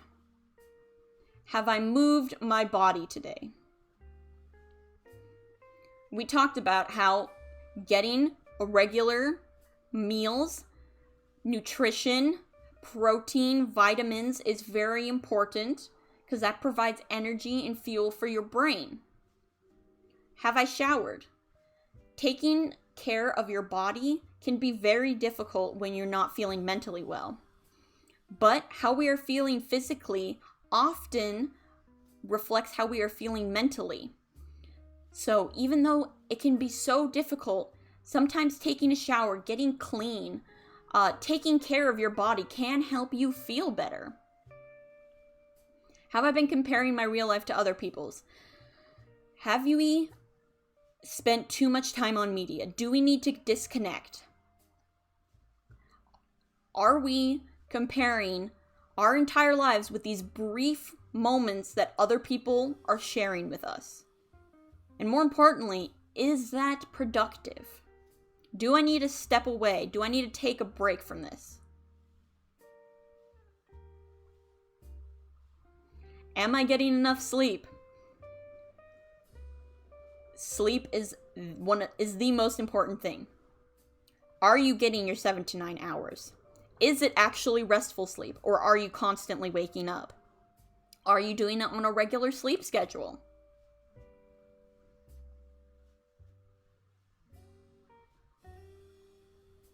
Yeah, exactly, Indy.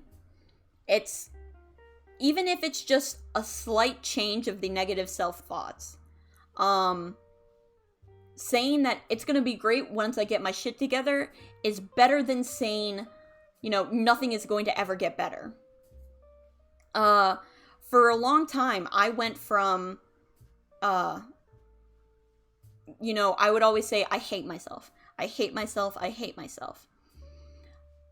But over time, eventually I got to, okay, I dislike myself. I don't hate myself, but I dislike myself.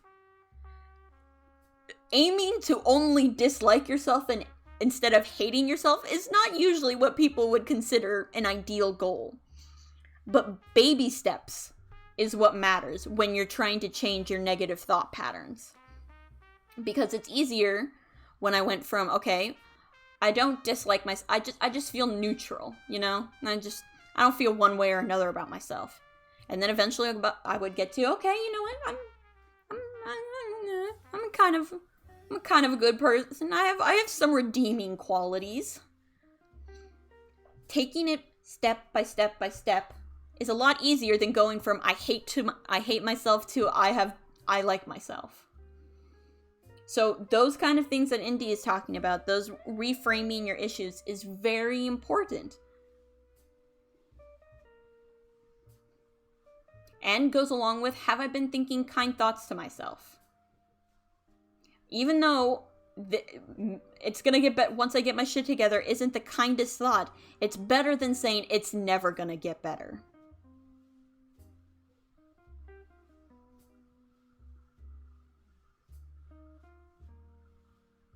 Yes, and it's never bad to ask for help with anything.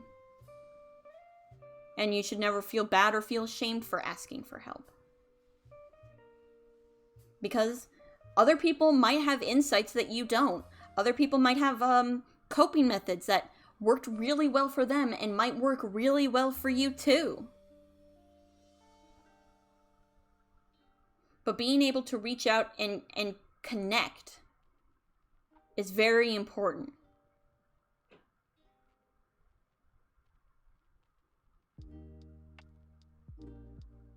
Yeah, just don't online gurus who say that they can fix all your problems. Cancel. Cancel. For the small price of $29.99, I will send you all of my secrets on how to self-actualize your wanted something or another.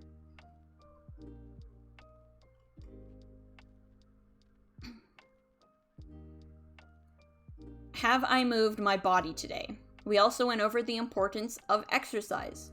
Exercise releases endorphins and helps reduce stress. If it's an intense cardio workout to a brisk walk outside, moving your body in some way is very helpful. Have I connected with someone I love? Have I talked to someone who means a lot to me? Have I interacted with my emotional support system? And as Indy said, or just pet cute animals. Someone I love is my cat. Have I connected with my cat? Have I pet my cat? Have I loved him? Have I told him I love him? Animals are amazing for mental health. They're very relaxing. But whether it's a cat or if it's a person, reaching out and connecting with your support system can really help when you're feeling down or isolated. I don't know why you aren't using the cancel command. You can. Ugh. Fucking stupid gender roles. Ugh.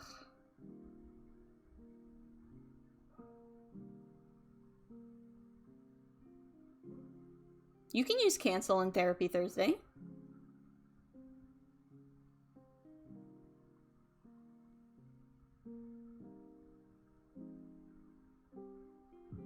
Yeah, but that's also bullshit. Just because you're a guy doesn't mean you can't be sensitive. Like, you can't be sensitive, or you can't be in touch with your emotions, or you can't feel emotions. That's just utter bullshit. This might be a surprise, but men are human beings. Crazy, I know. Blew my mind when I first heard about it. But men are human beings who experience emotions. And telling them to not experience their emotions is, again, surprise, not healthy.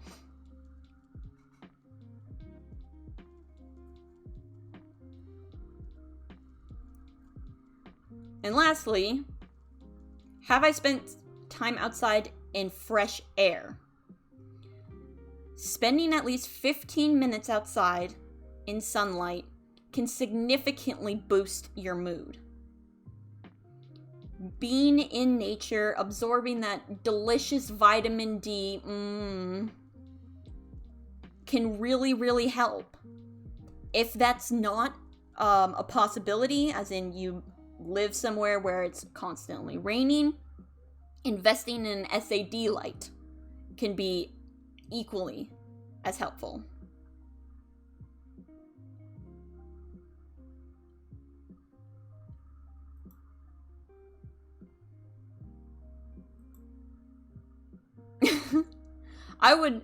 I would much rather you, and I think most women would much rather you pet a cute cat or dog than to fucking whip out a chainsaw and start cutting trees down.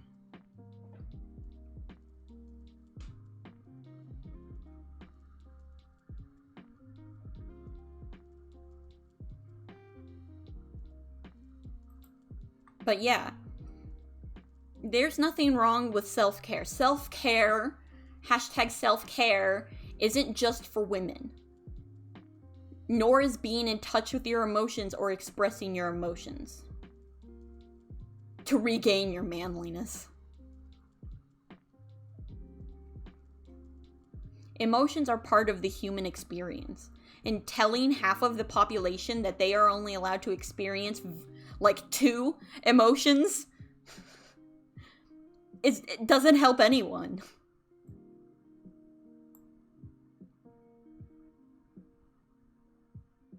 And we need those trees. Please. Please don't. We need that oxygen. That sweet, sweet oxygen.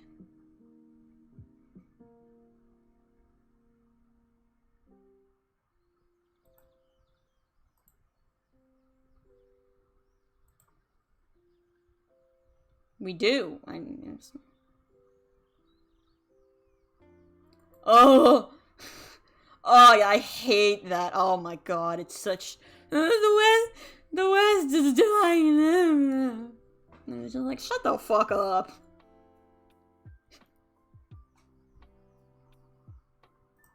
You know where, like, the birth of Western civilization? You know, fucking Rome, where dudes pegged each other?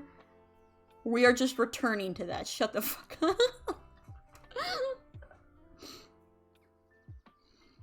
The definition of masculinity and femininity in Rome was completely different from the ones that we have today.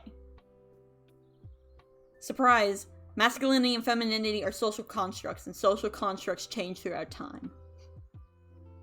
And it's not, masculinity isn't dying just because men are allowed to, gasp, have emotions.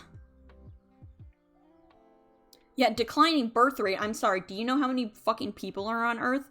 We need a declining birth rate. We don't have enough goddamn room for all these children. There's no evidence that because of whether it's soy or GMOs, testosterone is changing in current generations. Romans discovered you could add women to that. Yes, as Final Fantasy says, the world is full. You are added to the queue. Please wait.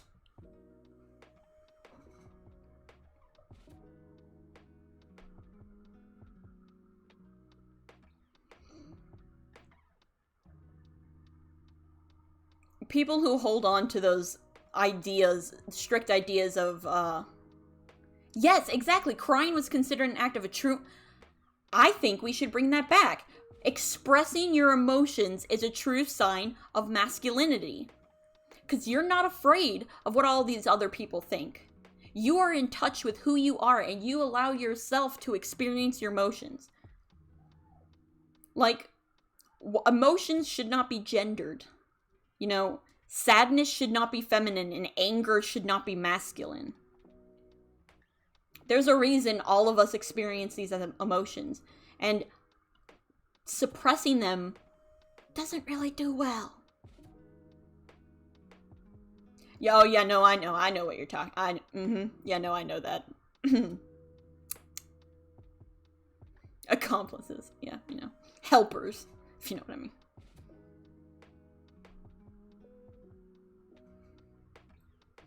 But to wrap it all up in a bow, it's okay if you aren't doing well. It's okay if you aren't feeling well.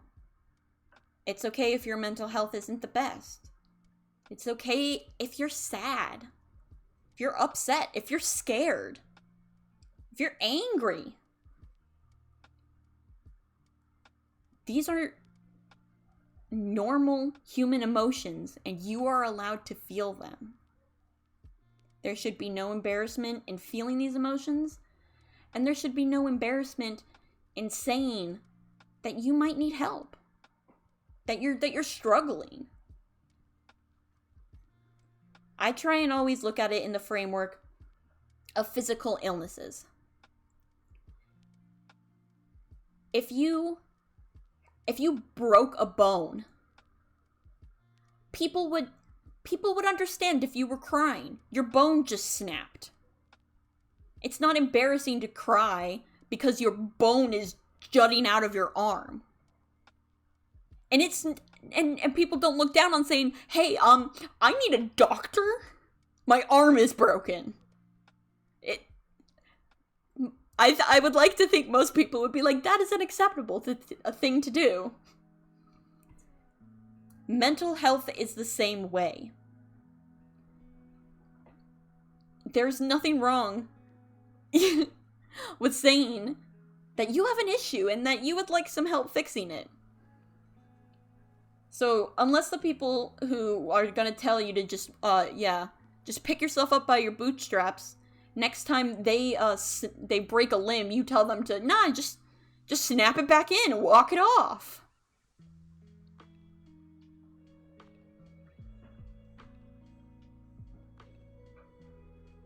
And something that I think is kind of amazing, but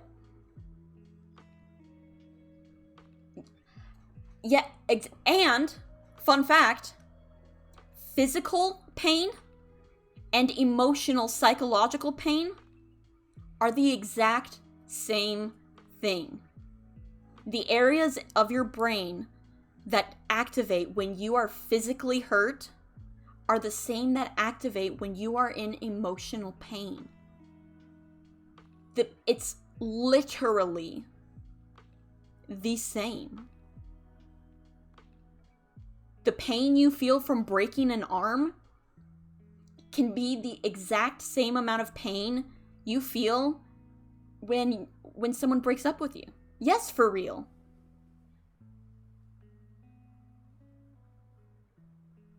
Your brain processes pain for strong emotions and physical harm in the same places.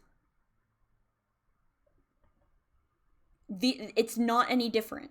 That's why, if you haven't heard, people can die, very rarely, of a broken heart.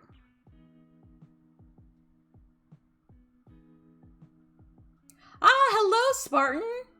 Welcome, welcome. Yes, the pain that you feel from emotion and from physic, neurologically and chemically, have no difference. Yeah, it causes a lot of stress. So, how can pain from breaking your arm be okay to cry then, when the pain that you feel from losing a friend is the exact same? They're the same. And you deserve to express your emotions however you want.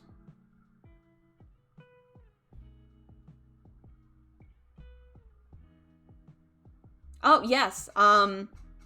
Adrenaline, especially. Emotions are very powerful things. Your brain is so complicated. Sometimes when you get in intense physical pain, your body is so shocked by it, it stops sending signals to your brain, and your brain's like, nope, there's not a problem. I don't know what you're talking about. La la la la la. But yeah, or the pain that you're like, oh, my finger kind of hurts. And then when you see that you don't have a finger, the realization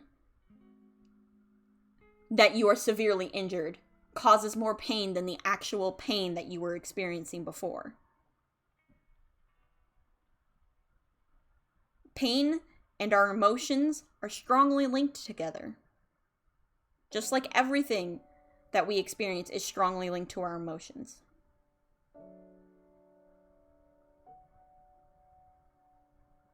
Yeah.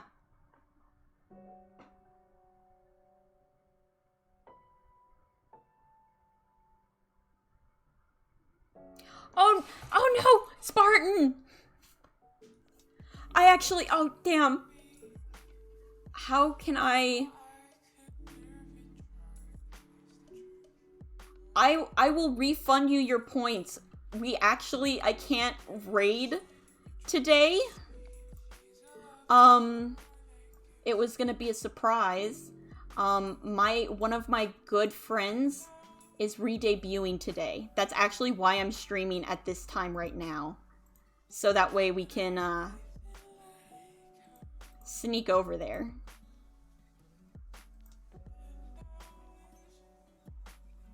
I'm really, really sorry about that. Yes, PSA, if you cut off your finger, please call an ambulance.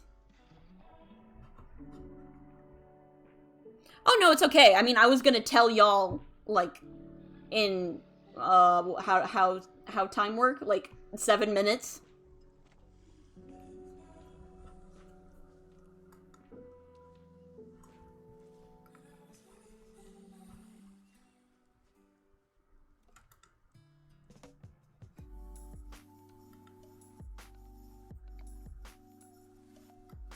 Alright. Now we get to the fun part. How do we refund someone points?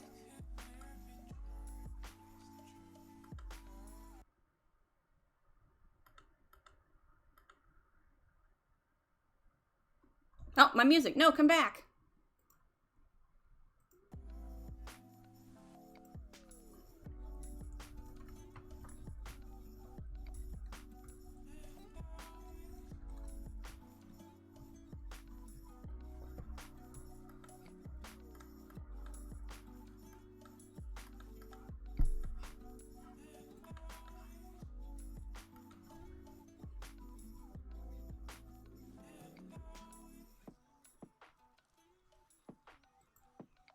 Oh, really? Is that all I have to do?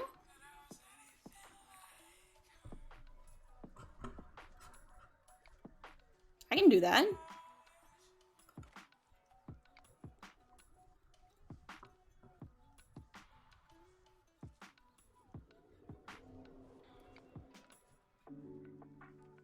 No. I will re-give them. Plus, I need to kind of learn how to do this.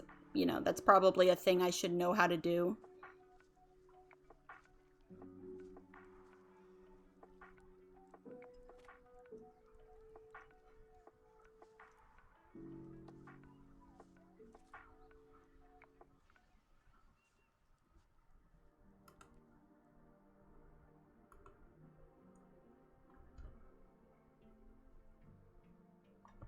Okay. Alright, Spartan. I believe you should have your points back. You might need to refresh, but I believe you should get them back.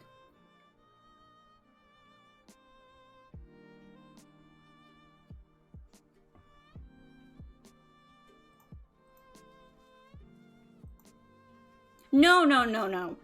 I mean, it's completely understandable. This is literally like a once. Ironically, it's like a like the one time we couldn't grant the raid. But thank you. No problem. Awesome. But yeah. Let me scoot back on over here. That was some tips and tricks for how to improve your mental health. Do any of y'all have any questions, things you want to talk about, memes you want to hit me with?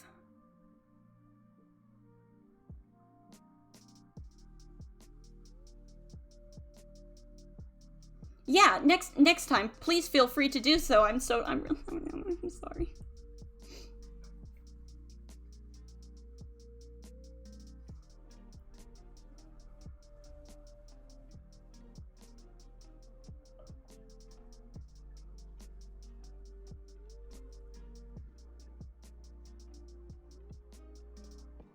No, thank you guys.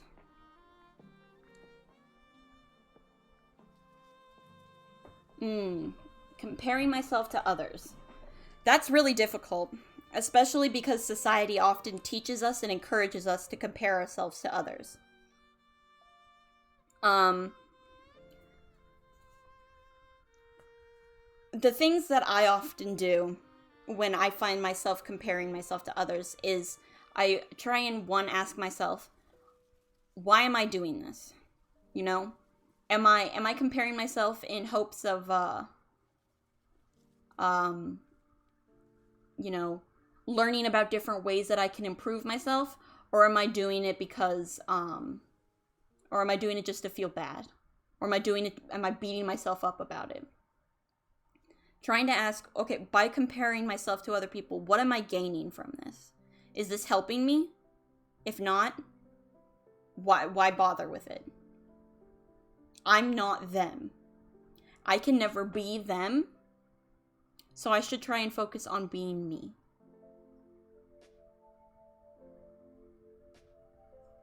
As for Asperger's syndrome, I did cover autism for an extended portion in one of my streams, because unfortunately Asperger's syndrome does not exist anymore within the new DSM. It has been combined and edited to the combined with autism to just create the autism spectrum.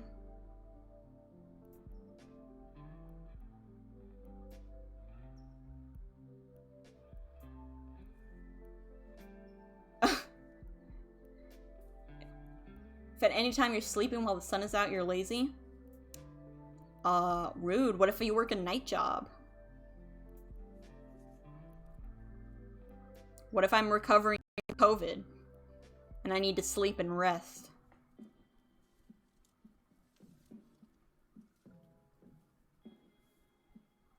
But as for comparing yourself, I would say the most often thing that I notice is that when I realize that I'm comparing myself to other people, I almost do it as a way to, and almost like beat myself up, punish myself for, I'm not, wow, they have so much, they're so much skinnier than I am. I wish I was like that, but I'm not, and I'll never be that way, or blah, blah, blah, blah, blah. When you find that your brain is saying very mean things, the best thing to do is to pause, recognize that that was a thought that went through your head, being like, okay, so I just, I compared, oh my god, cancel. Being like, okay, I just compared myself to them. I don't need to do that anymore. Because just trying to suppress the thought of itself, it makes it more likely to come back. Because then it just stews around in the back of your head. So being able to be like, okay, I realize that. Being like, but that's just my brain being mean to me. And there's nothing for me to worry about. I am trying to be the best me possible. I'm not trying to be them. And I'm sure there are things that I have that other people wish that they had. So I should be happy with how I am.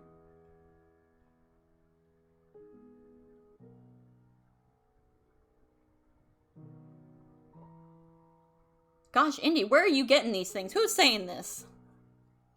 What kind of baloney?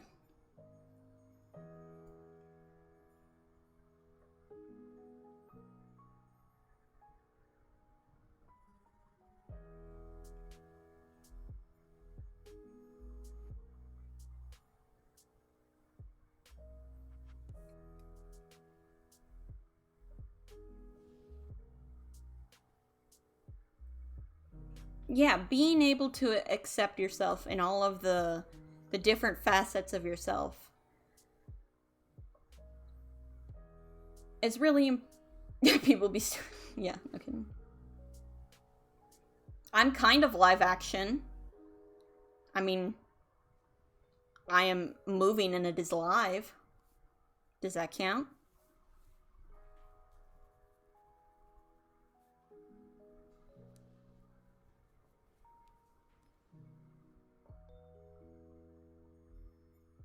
See, this is movement. I'm live. I'm real.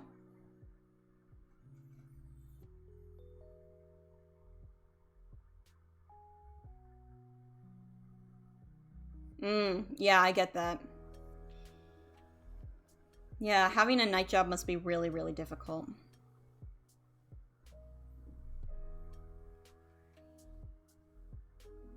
Ah, you can't. Interesting. Well, because it kind of highlights your comment in a different way already, if that makes sense. By changing its color.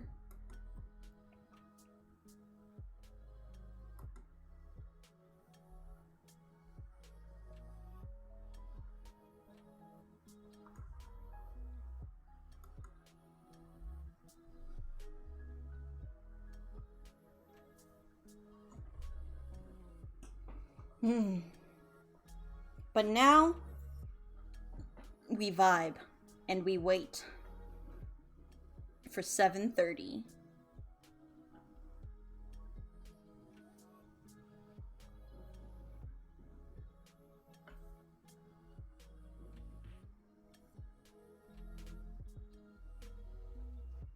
Oh, thank you for the stretch.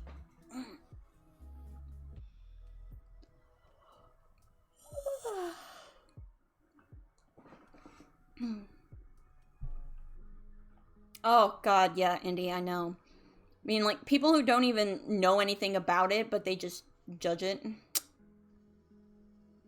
They're just people who like complaining. Oh, all right, Kitsu. Thank you so much for the raid, and thank you for hanging out. I hope you have a great rest of your day, night, evening, whatever it is where you are.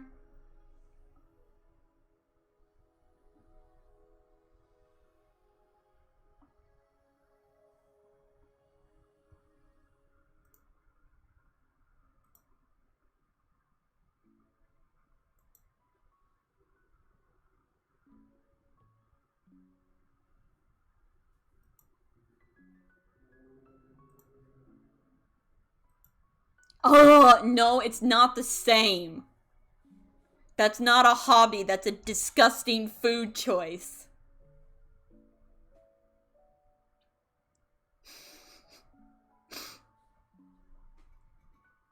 I don't think you have to try pickles and ketchup to know pickles and ketchup probably don't go well together.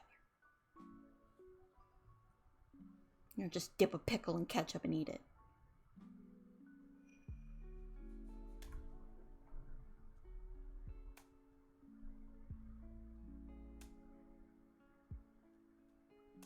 Ketchup goes on burgers and hot dogs, okay? Ugh. I know.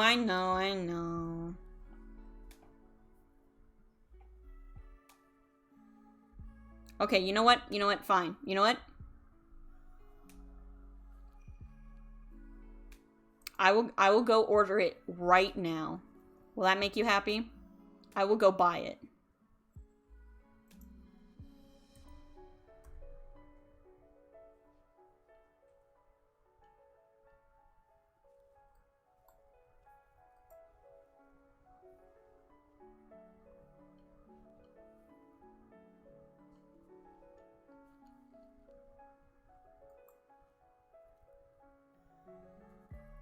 Buy now. Only 20 left. Probably because no one wants them.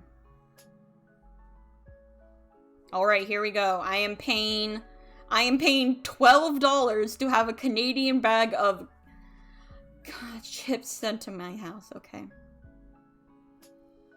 There you go. My order has been placed.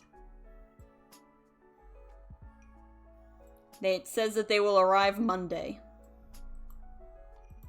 You happy? Your disgusting food is on the way.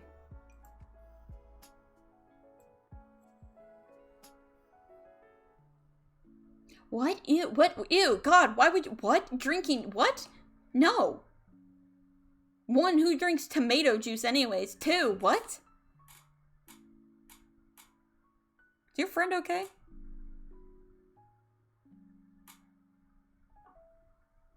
I don't know, it was the first thing that came to my mind. I was just comparing it to a random thing. I think your friend needs help. I don't...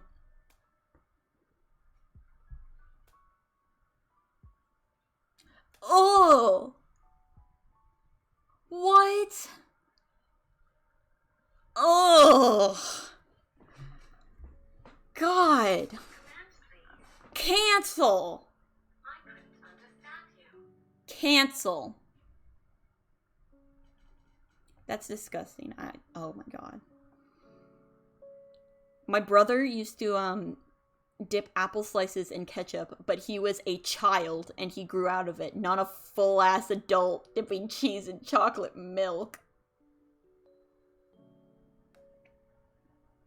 Ugh. Don't worry about it, Weeby. Don't worry about it.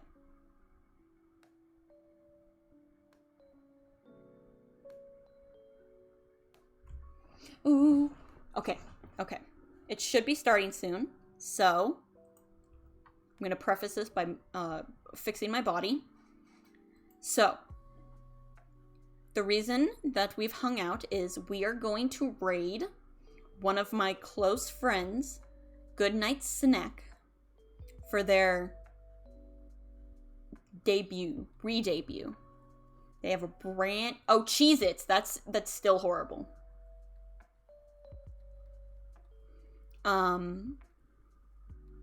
Yes, so they have a brand new model that they've been waiting on forever. And I'm super, super excited for them.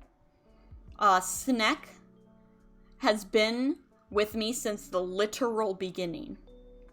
My first ever stream, I think, had 2 people. 𝒮𝓊𝓷𝒾𝒷𝑒 and a guy named 𝒮𝓊𝓷𝒾𝒷𝑒. So, they've been my OG homie. So, I want to make sure to show them all of the love and appreciation I can for their big, big debut.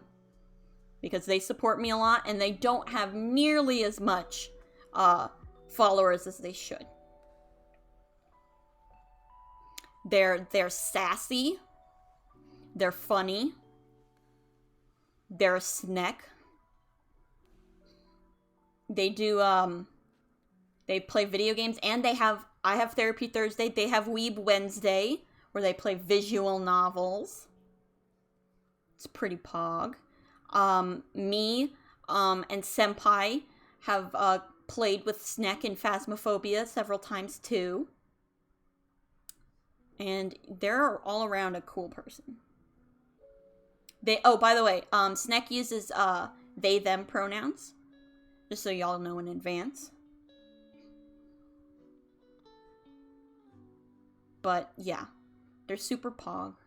I'm excited to see. I don't know what their new model looks like. All I know is that, they asked for my PNG and Senpai's PNG. And a few other of their friends. Because they said they had, like, something special. So, I'm excited to see what that is. And, I have no idea what their new model is going to look like. But, I bet it's totes awesome. Oh, and I even have an outfit inspired by them. Though if their new model is completely different, I might need to, update that outfit. I'm updating Evie's outfit too right now. But yeah, I'm really excited. I think it's going to be really fun.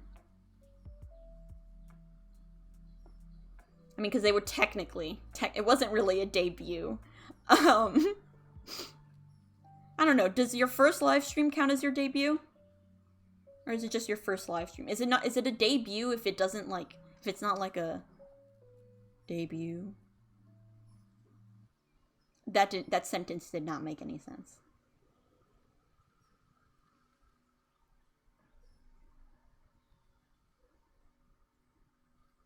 Also... how do y'all like the different eye tracking thing? Is it more distracting? Is it, or do you like the old one better, or do you like, this one better?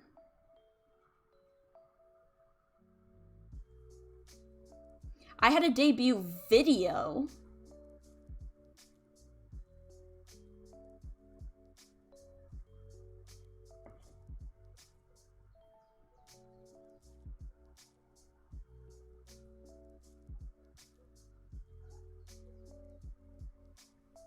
Feels more natural?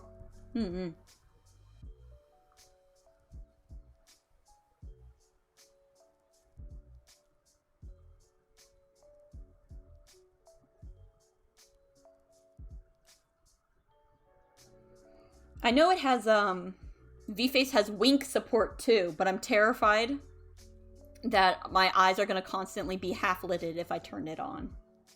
Oh, hi, mouse. Why are you here? Go away.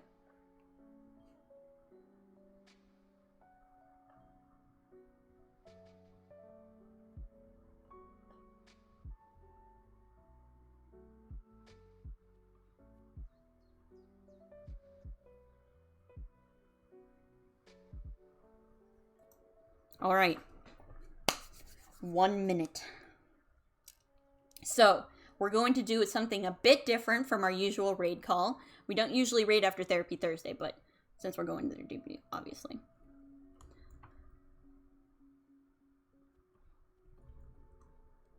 I'm going to do a psych raid.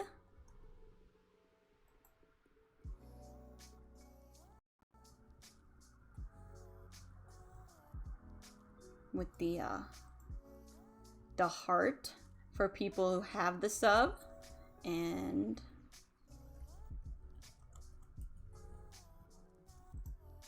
with just the good old...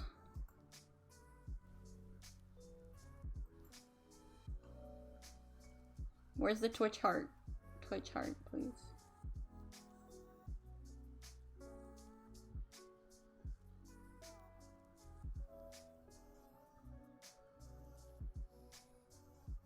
There it is.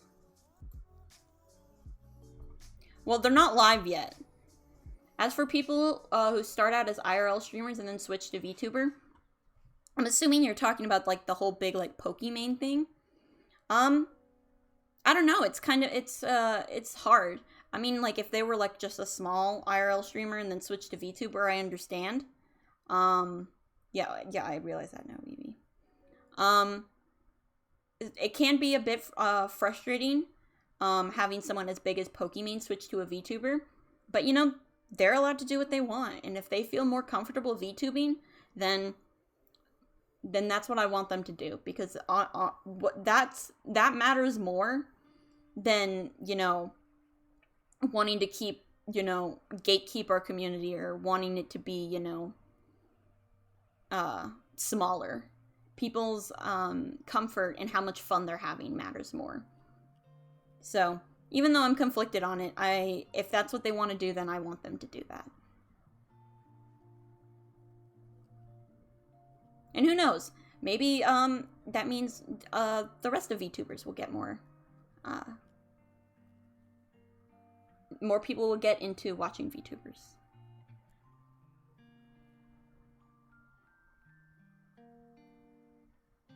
Plus, it also means that if they're doing like the fancy VTubing, like Live 2D, more Live 2D artists are getting commissioned, and then they're getting to make more money, and those people work really hard.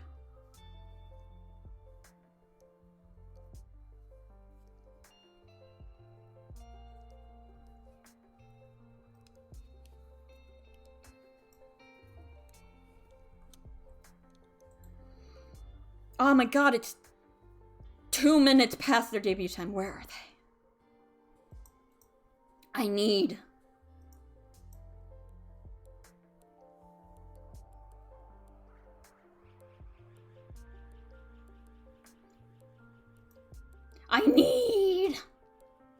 I want to see it so badly.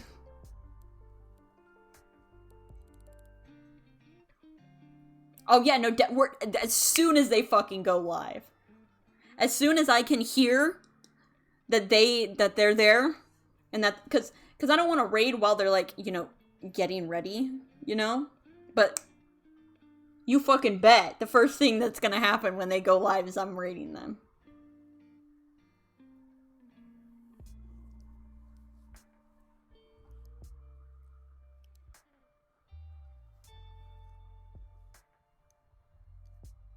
Yee.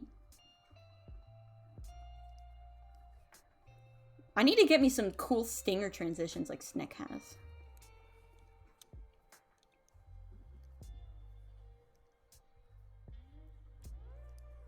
What? What? What? Really? Live? Live?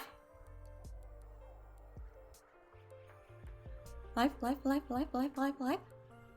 Online friends? Online friends? Show more? Snack! Snack.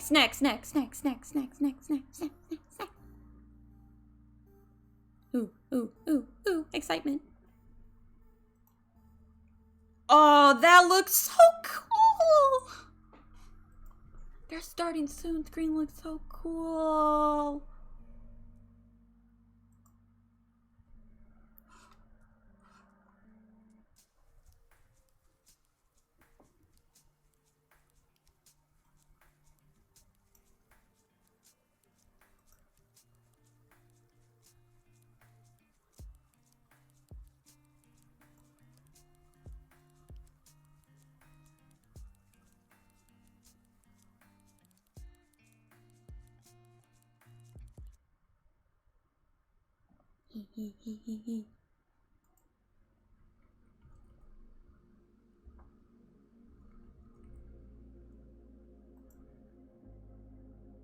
Oh, no. Well, thank y'all for hanging out with me.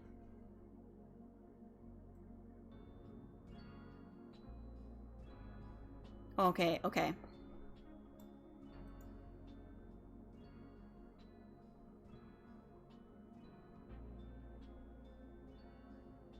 Alright, let's get this bad boy queued up.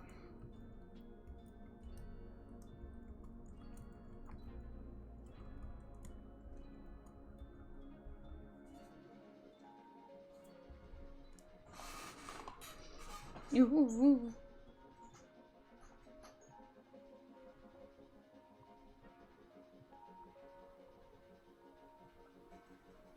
I'm so excited. Alrighty.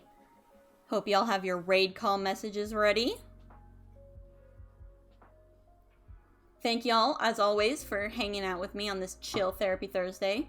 I hope y'all had fun and you learned a bit. Otherwise, I hope y'all just had a chill time hanging and vibing.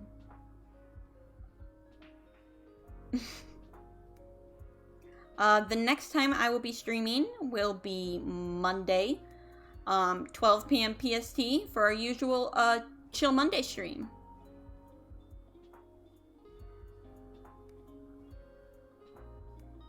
But yeah, I'm so excited. I know it's just gonna be so cool. I know it's gonna be so cool. I think y'all are gonna like it too. I mean, Snake's stream. No, I mean, you might like my stream too. Anyway, I hope y'all have an amazing morning, evening, night, afternoon, whatever it is where y'all are. Alrighty. We ride to war. Yeehaw!